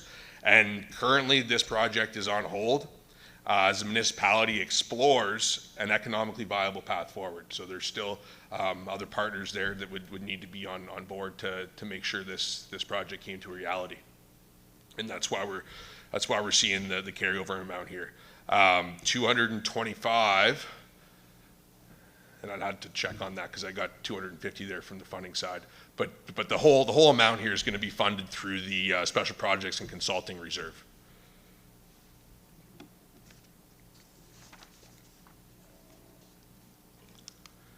Next, we have municipal fleet. So this is an ongoing program. This is project 23-3403. As recommended in the 2020 fleet optimization study, end-of-life light-duty service vehicles will be replaced with environmentally friendly alternatives where possible. In 26-27, EPW will replace 2 heavy-duty trucks, add 2 light-duty service trucks. Now that's to support our skilled trades. I think when you start looking at the municipality from east to west, that's covering a distance of 70 kilometers. So these are folks that are really dispersed throughout the workday. So we need a vehicle for these skilled trades to be able to get from point A to point B and support this key infrastructure. This also includes a backhoe for in-house facility maintenance. So this is some work that previously might have been gone out to a third-party contractor. Now this is a backhoe that won't require float from point A to point B. It can get on the road. It will likely work a lot with the sewer facilities for the work that could be done there. But this is something that I believe is going to create some efficiencies there when we have this backhoe purchased, right? This is a nice addition. The municipality replaces multiple vehicles each year to avoid large-scale replacements all at once. Prioritization is based on condition, age, mileage, and repair history, with most vehicles replaced at 200,000 kilometers or 10 years of service. Fleet additions address increased demand, particularly during peak construction and seasonal work. The carryover component on this is a utility vehicle to do some trail maintenance. And I will add to this, and I touched on it earlier in the presentation, but what we've seen from an operating budget perspective is when we do reduce the age of the fleet, we are seeing less maintenance costs. So that's definitely a key component when we look at what vehicles need to be replaced from that perspective, to make sure that we're not carrying a lemon in the fleet along the way. So this carryover project, or carryover amount being $35,000, a new budget of $695,000, and that full $730,000 will be funded internally through the Vehicle and Equipment Capital Reserve. Next, we have Meadowview Solar Garden. This is a carryover project. You wouldn't have seen it last year in the capital budget. It's been reintroduced for this 26-27 year. This is required study work to support project feasibility and form part of the application of a power purchase agreement under the Nova Scotia Community Solar Program. Development of a utility-scale solar production facility generating green energy at a brownfield site with limited options for other development. So in this fiscal year, we have all new budget coming from $50,000 amount being funded $13,000 through operations, and the remainder, $37,000, coming from Smart Renewable and Electrification Pathway Grant.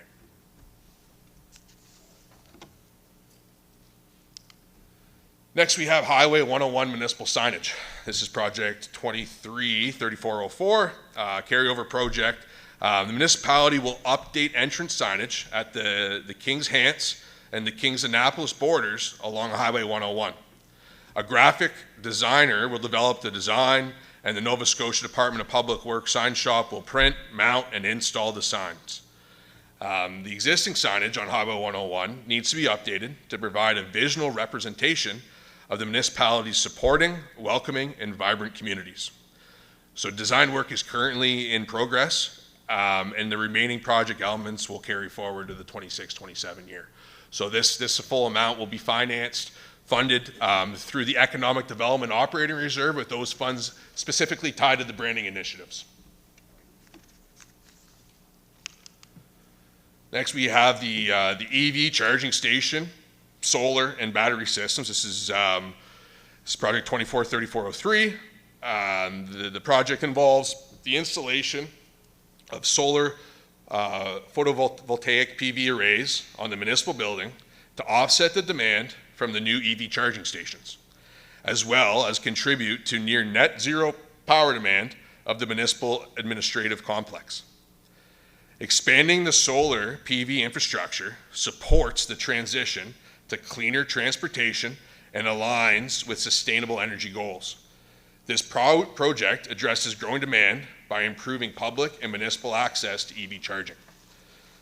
So the carryover component here is really the construction of the solar arrays on the municipal building that's going to carry over to 26-27.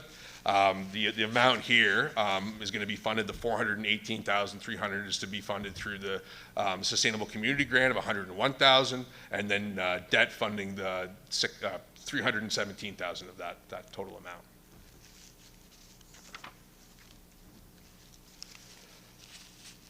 Next, we have the Wolfville Fire Hall. This is project 24-3404. And really the piece here is, why is Wolfville on the municipality's capital sheets? The part there is the fact that there's some coverage there, and there's some contracted amounts that influence the capital investment that's required. So this is a carryover project. There were some conclusions reached in last fiscal year that has really pushed this a little bit further into the horizon. And this is going to be reprioritized in 2027-28. There continues to be work in the Wolfville Fire District on how to best provide the service in an effective and efficient manner. Discussions will continue on the development of a new fire station, with more information to follow. As fire services changes throughout the county, it's important to adapt the service delivery and find opportunities for efficiency. So in this case here, you're going to see on that capital project justification sheet, you're going to see this capital investment pushed out to 27, 28, and we're hopeful by the time we meet next year that this will clarify a little bit. But there's no budget for 26, 27 for the Wolfville Fire Hall. Next, we have the Property Assessed Clean Energy. The acronym here would be PACE. This is Project 243405. The PACE program typically provides qualified property owners with a low or interest-free loan for energy retrofits, which is administered as part of their property taxation. PACE programs in other jurisdictions have, to a large extent, relied on third-party grant funding to underwrite interest costs. This type of funding is currently unavailable, thus the holding pattern here. This project will investigate dovetailing a PACE program with other funding. So PACE has been identified as an initiative of Municipal Council with direction to implement the program. So work here, carrying forward, the municipality will continue to seek out enabling grant opportunities, and the current amount that we're seeing here is to support that. So $20,750 total project amount here, $15,750 coming out of the special project reserve, and then $5,000 coming out of the consulting and special project. And that's the big piece here as well, right? All our PACE-related costs will be designed to be self-funding with no impact on the tax rate.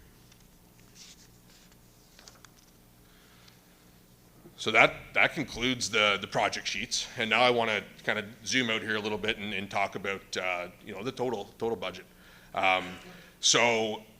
This year's total budget, $51,188,259. That is an increase of about $3 million from last year. And really, when we look at how we're funding this is a point I alluded to earlier.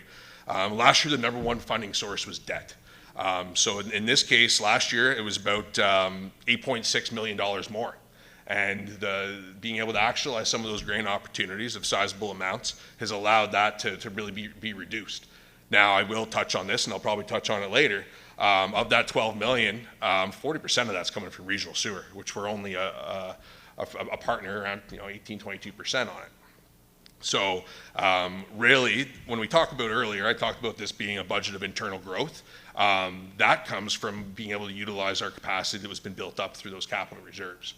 Now, we're not in a situation where we can stop that addition to capital reserves for a reason of that it's driven by depreciation, but the new asset cost is going to be more than that. So this really shows the total picture in terms of funding. Grants, really a successful avenue to be able to get those in there because they're not going to contribute to longer term costs in that case when we can get that funding. And that's really kind of the snapshot here, and I think that's where we want to get to. And I think that from the perspective of grant funding, it's when you look at senior government, they're being constrained, so we need to be able to have projects ready that can actualize that funding, and that's why you start seeing a lot of engineering costs throughout this capital program to be able to make sure things are ready, because there's certainly been times in the past where we've been able to achieve grant funding because we're ready to break ground on some of these projects. So first here, this is directly from rates. The general tax rate is contributing from the total budget here, $637,385. This pertains to three projects: 213403, $149,000. The municipal accessibility upgrades, that's project 223402, $175,000, and the active transportation infrastructure of $225,000. The sewer rate impact here directly from rates corresponds to sewer treatment plant desludging project in the full amount of the $50,000. And as I said there earlier, with the Greenwood water utility, we haven't impacted anything from rates. Now, over time, with the water utility, there has been an operating surplus that we're looking to utilize for some of these projects. But like I said, there's going to be a rate study that's going to be completed this year that's going to help support the big transformative investment at the Greenwood water utility. So looking at grants here, so if I spelt these out in acronyms here, but I'll just go down the list. So CCBF is a community building fund, previously known as gas tax. We're actualizing a little bit more than $9.3 million on our projects this year for that funding. And ICIP, that's Investing in Canada Infrastructure Program. These are funds that are supporting significant wastewater projects, roughly at 73 cents per dollar of project cost. In this case, we have a little bit more than $2.3 million being funded this year through the ICIP grant stream. CHIF, CHIF, is the Canada Housing Infrastructure Fund, providing a little bit more than $1.4 million. We have the Housing Accelerator Fund, which is contributing a little bit more than $3.8 million to these capital projects. A large amount, $3.8 million of that, is going to the transmission line and treatment facility with Greenwood Water Utility. Then we have the GRID, that's Growth and Renewal for Infrastructure Development. That's contributing $302,000. Now, I've also grouped a number into the other category here. The first would be the CCTH grant, Communities, Culture, Tourism, and Heritage. That'd be $575 directed to the recreational facility. We has SREPs in there as well. That corresponds to the Meadowview Solar Garden. We have the SCCF, that relates to the electric vehicle charging stations and solar battery systems. And then we have the community accessibility. That corresponds to the municipal accessibility upgrades of $50,000. And then we have active transportation grants. Those can correspond to the active transportation infrastructure project in the amount of $514,000. So those are the sources of funding here that have really allowed us to undertake some transformative projects, and I think that's really on the forefront of mind when we're looking to undertake those. Is we want to minimize the impact on future ratepayers by being able to layer in that grant funding. Looking at capital reserves, we're utilizing capital reserves in this capital budget, a little bit more than $14 million. So we have the general capital. So the municipal, so we have the general capital, the municipal sewer, and then regional sewer.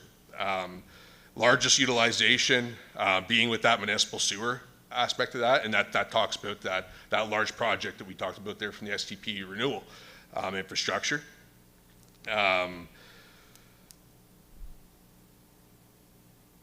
And this is definitely going to be, when we look at how much is being utilized, and I have a slide here later, but this would be the area that we want to apply focus to. And you know, when you look at you know, the introduction of deed transfer and looking at where that municipal sewer reserve is at, that's one lever to be able to get us to that point. We don't want to underfund these reserves, because we need them. A lot of times with grants too, you need to have some of the municipality's own equity in there to be able to actualize those projects. So it's important that those funds are there to be able to support and actualize the grant funding that could be there.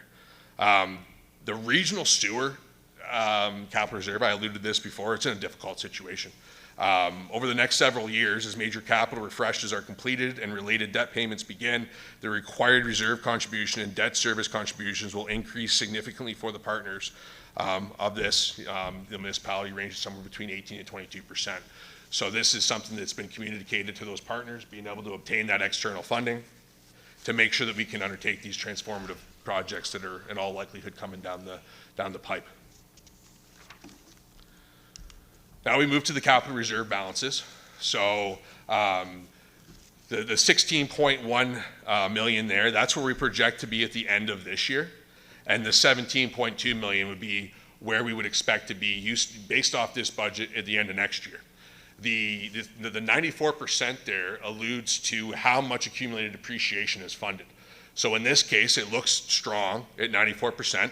Last year, that amount was, I believe, around 88% last year. But again, I'll bring it back to that point that's based off accumulated depreciation of assets that were put in place potentially 20 years ago. So when we look at that number, it can be a bit misleading, because of the fact that replacement costs exceeded those original costs. So it's important to maintain that prudence of contributing to these reserves so that we can fund that growth internally. The sewer rate capital reserve here, and this is, I'm gonna elude this. Last year, this was 35%. Now we're down to 24% because of how much we've utilized in this capital budget. So I'm gonna point back to the D-transfer policy, FIN 05029. This reserve can help aid in critical infrastructure at risk to help narrow the gap between capital refreshment enhancement and current reserve balances. So we've talked about other need for other revenue sources. That was something that was put in place with this this item and others as well to make sure those reserves are maintaining a healthy balance, because it's not arbitrary investment. It needs to happen. It needs to be done, and we want to make sure we're in a position that those reserve balances are healthy enough to be able to actualize that grant funding that requires equity up front. So I guess the big piece here is that the sewer cap reserve is going to need some time, up to 20 years, but it's something that we want to do gently in not having an abrupt spike in there.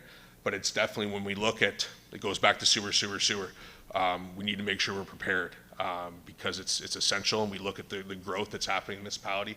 We want to make sure that that growth is supported. Looking at the operating reserve here, utilizing $2.1 million, we have the municipal sewer utilizing $233,000 of operating reserve, and the water utility really taking a big chunk there as we're trying to prepare for this forthcoming rate study. In the water utility, the operating reserve is the utility's accumulated surplus. Accumulated surplus is built up over several years and was always intended to be utilized for capital refreshment. A majority of the operating utilization is via projects, predominantly in special projects, that were originally expensed through the general rate that is carried over for a multitude of reasons. And that's a point that I made earlier, talking about when we're seeing those projects. Some are coming from operations, some's coming from the reserve. Really, once it starts crossing that threshold and cross fiscal years, that's when we end up utilizing that reserve. And the municipal sewer corresponds to projects, the biosolids management, that's 243401, and the STP lagoon desludging, that's project 243402. So now we're going to talk about long-term debt. The tables from the budget book are the best representation of the long-term debt contained within the proposed budget. This table breaks down the use of debt between the municipality's various rates.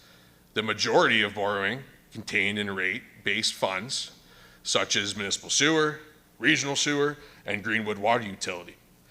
The rate used for budget calculations was the Municipal Finance and Treasury Board's fall 2025 all-in rate of 4.91%.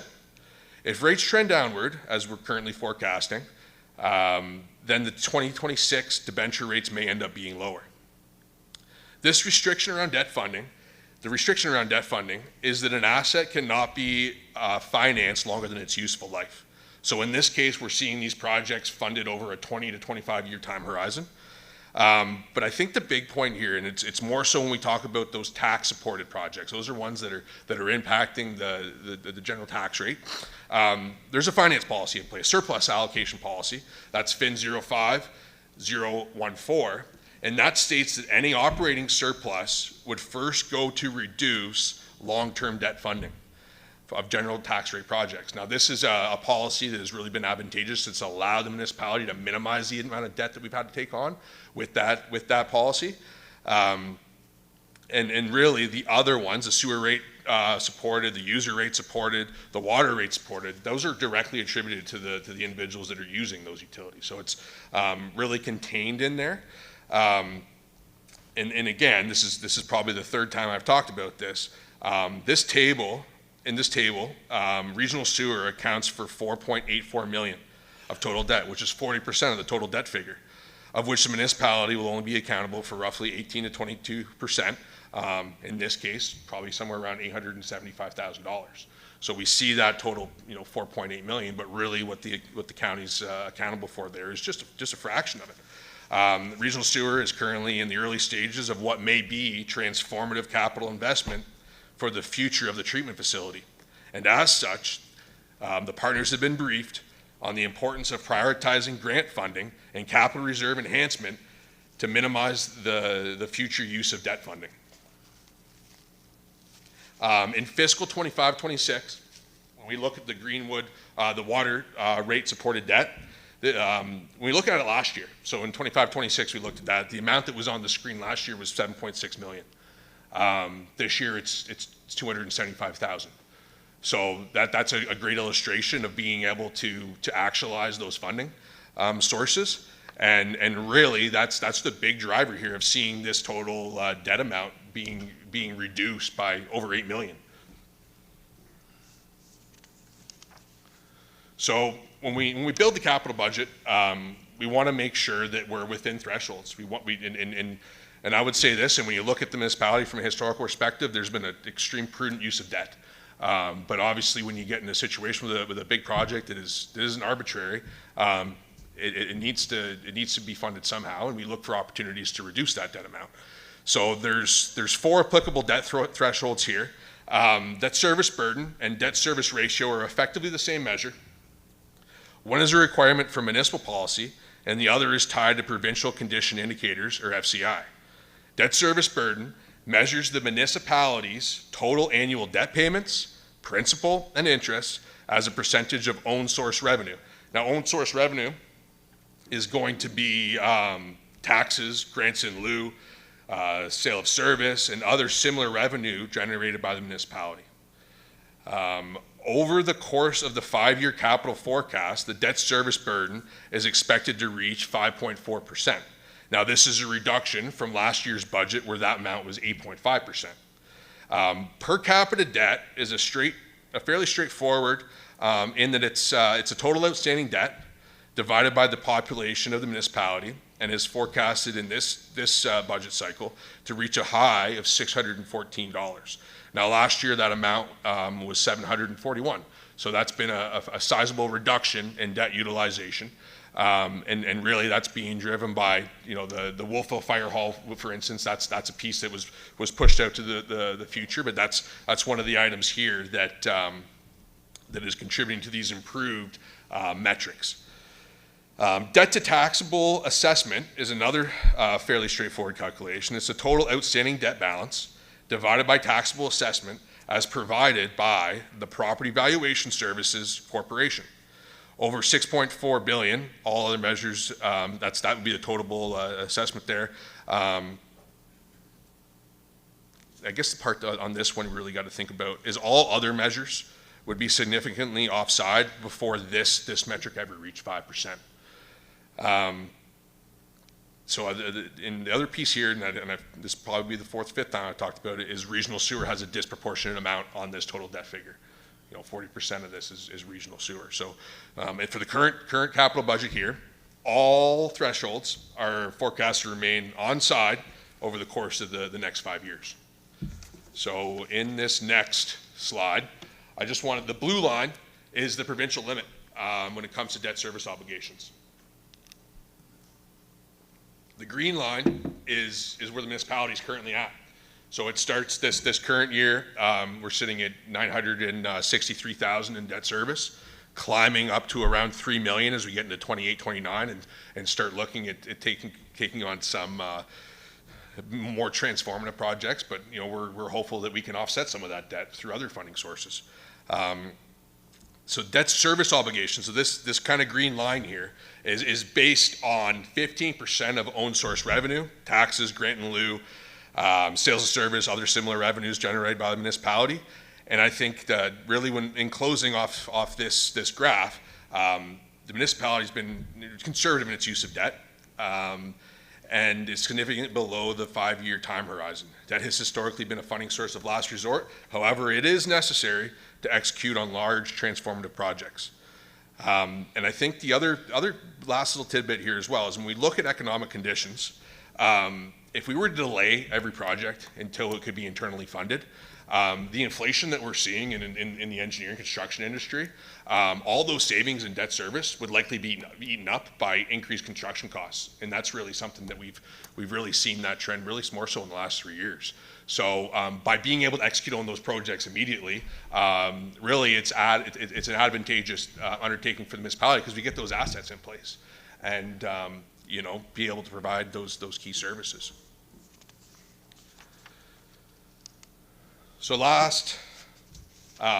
second last, this is just capital by category. So really when we look at this, half this budget, and then even more than that, if we start factoring in the regional sewer component of this, is going to municipal and regional sewer. We have a large amount going into that Greenwood water utility, that transformative project, special projects that are continuing to make progress, and then the infrastructure from the municipal side, contributing a healthy amount there as well. So, I think I'll open it up to questions. I went through that entire special project maybe a bit quick. There might be a whole bunch of questions out there. Great. Thank you. Councillor Gates. Thank you, through you, Mr. Mayor. It is a lot of information to digest. I do have 3 quick questions. I'm just wondering how the CCBF, will current allocations be continue, or in this particular case, would villages be looking at reductions in the CCBF, which is the current gas tax allocation? Through Mr. Mayor to Councillor Gates. So CCBF, that annual contribution is about 2.3 million. Now, one thing that has increased the municipality's capability to utilize that funding was the VICE program, the Village Asset Management Infrastructure. And that's a piece there that it's still going to take probably a couple years to work through because some of those villages still have outstanding balances.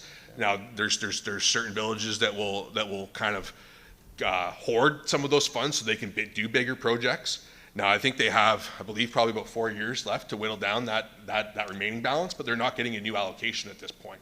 Those allocations are coming through the VICE program, which we would have seen on the operating budget.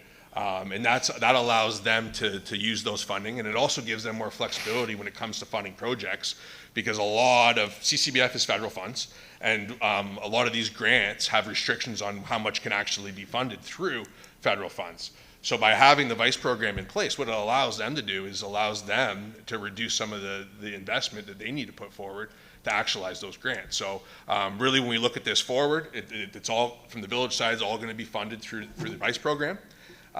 Which is going to be advantageous because it allows the municipality to utilize a larger slice of that annual contribution to CCBF. Okay, thank you. And the other question that I had was with regards to the regional sewer. You say we're about 18 to 20% stake in it.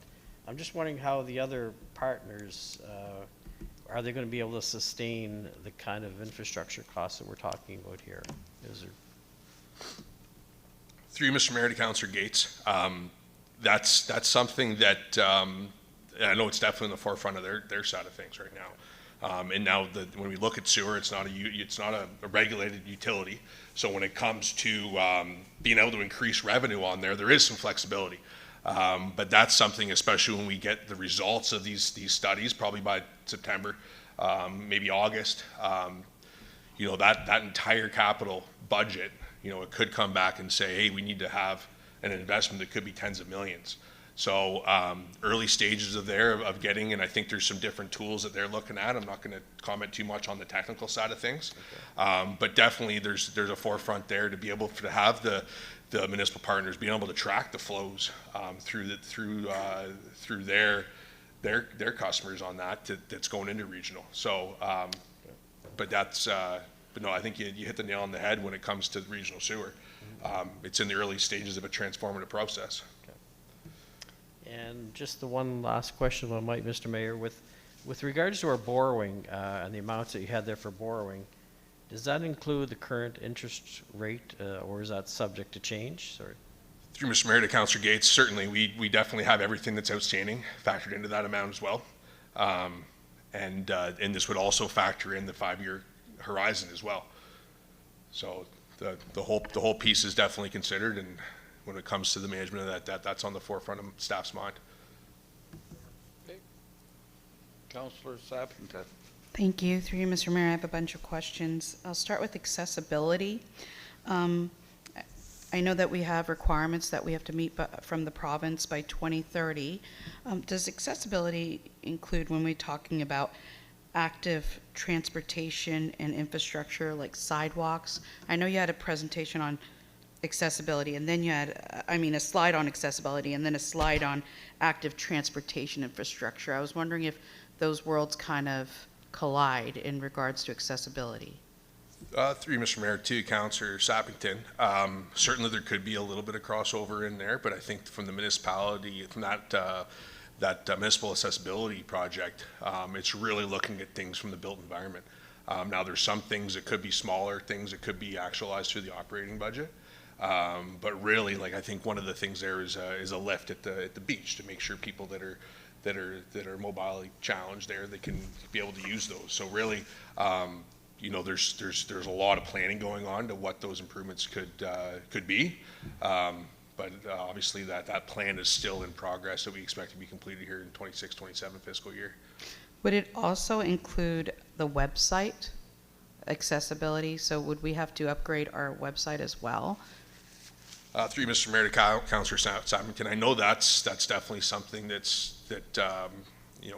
Katie MacArthur, she's the accessibility coordinator, I believe, and that's something that she's identified, and that's really why that budget amount is in there, to be able to actionalize some of those things in there. Also, I have a question in regards to signage. You had mentioned the importance of brand signage, but I was wondering if the signage will also highlight amenities of the county? Through Mr. Mayor, to Councillor Sappington, I don't have the capability to comment too hard on that. I know there was an original design came back. There's some iterations that are happening there to make sure it reflects those aspects of things. But I might, I'm not sure if there's anyone in the know that can maybe give you some more acute details, but I think that that's definitely the intention there, and that's why there's been some iterations on the design. And then my final question, and actually, Mayor, you might be able to answer more to that. I was wondering the reason for the rebrand of the transit system to Tidal Transit, because I know that anytime there is a rebrand, there's costs associated with that. The reason there, I think, is because it's not just Kings. It goes into Annapolis County and that type of thing, and the towns and that type of thing. So I think. Thank you. I appreciate that. Yeah. And I think the CAO had a comment. Thank you, Mr. Mayor. Through you to Councillor Sappington, my understanding of that capital project on signage is there's different levels of signage. So we're talking about 100 series highway signage. So this is more just establishing the brand as opposed to a whole detailed list. That would be a different category of signage that's not included in this. Thank you. Appreciate that. Okay, Mr. Honeywood. Okay, finally, before I read this recommendation, just want to give some kudos there to staff. Like, this is a long process. There's been a lot of caffeine consumed to get this in front of you today. A lot of conversations, and I think just wanted to just put that out there one last time before I read this recommendation. So if there's no further questions at this point, I'll read the recommendation, which is the Committee of the Whole received the March 25th, 2026 presentation of the 2027 proposed capital budget as information. Thank you. And I just want to congratulate you, Mr. Honeywood, on your, I admire your youth and stamina to stand up there for 2 hours. You presented a lot of numbers and answered a lot of questions, and it was certainly clear and concise, and appreciate that. The only part you went off the rails is when you thought you had the ability to call the bathroom breaks. But other than that, you did an exceptional job. So, do we have a mover of the recommendation, please? Moved by Councillor Harding, second by Councillor Allen. All those in favor or against, please vote accordingly.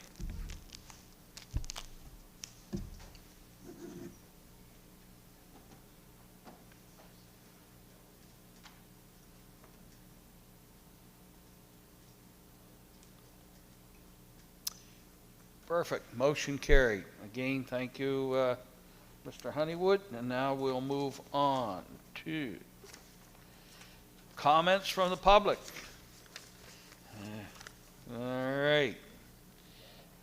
I would ask now that I get a motion to adjourn, please. Moved by Councillor Gates, second by Councillor Peckford. All those in favor or against, please vote accordingly.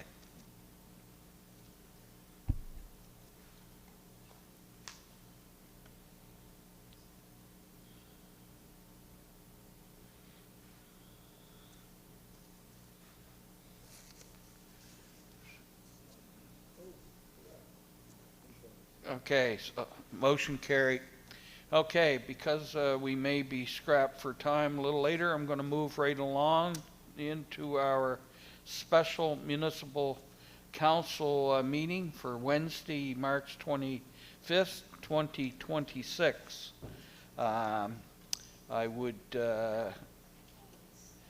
suggest to you at the special council meeting that all councilors are present, with the exception of Councillor Emily Lutz, who is sick. So I would ask for a motion to excuse Mrs. Lutz for illness. Moved by Deputy Mayor McPherson, second by Councillor Hiltz. All those in favor or against, please vote accordingly.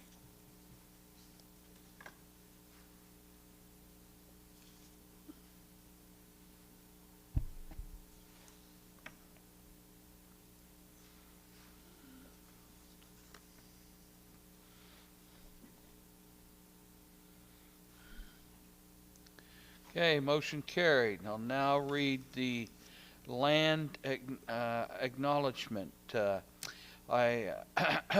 municipality of the County of Kings is in Mi'kma'ki, the ancestral, unceded, the current territory of the Mi'kmaq peoples.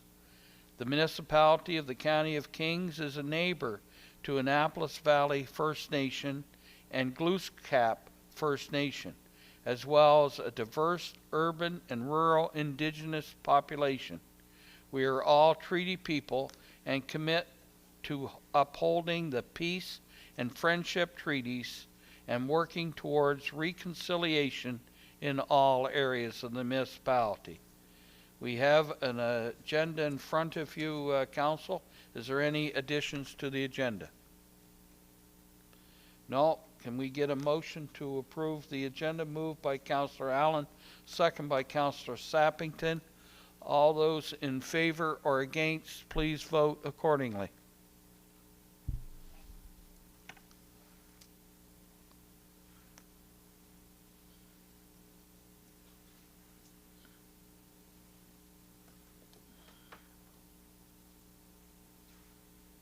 Okay, motion carried. Disclosure of conflict of interest. Does any councillor wish to declare a conflict of interest on any of the items that we're going to be discussing here? No? Okay, we're going to need to go into an in-camera session, so can I get a motion to move to an in-camera session, at which time we will then be coming back to return to an open session. So, moved by Councillor Peckford, second by Councillor Harding. All those in favor or against, please vote accordingly.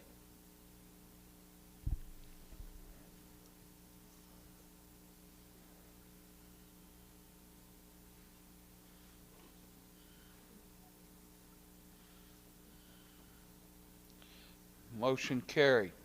Okay, the first item on the agenda is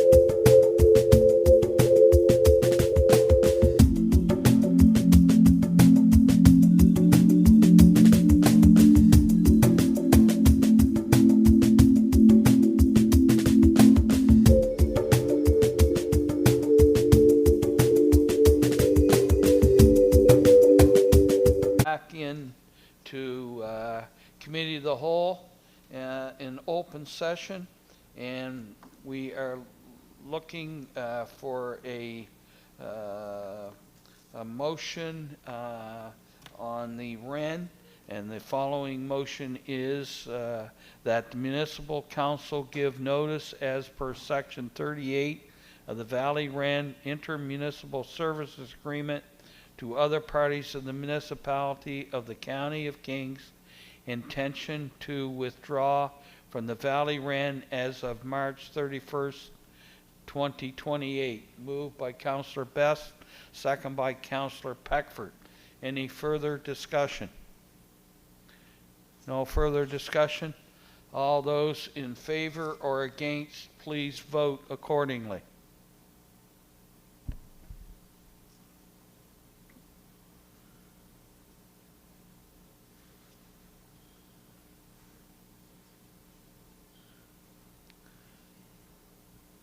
Motion approved. Seeing as we have no members of the public here, we'll go right to adjournment. And so I'll look for a motion to adjourn, please. Moved by Councillor Allen, second by Councillor Sappington. All those in favor or against, please vote accordingly.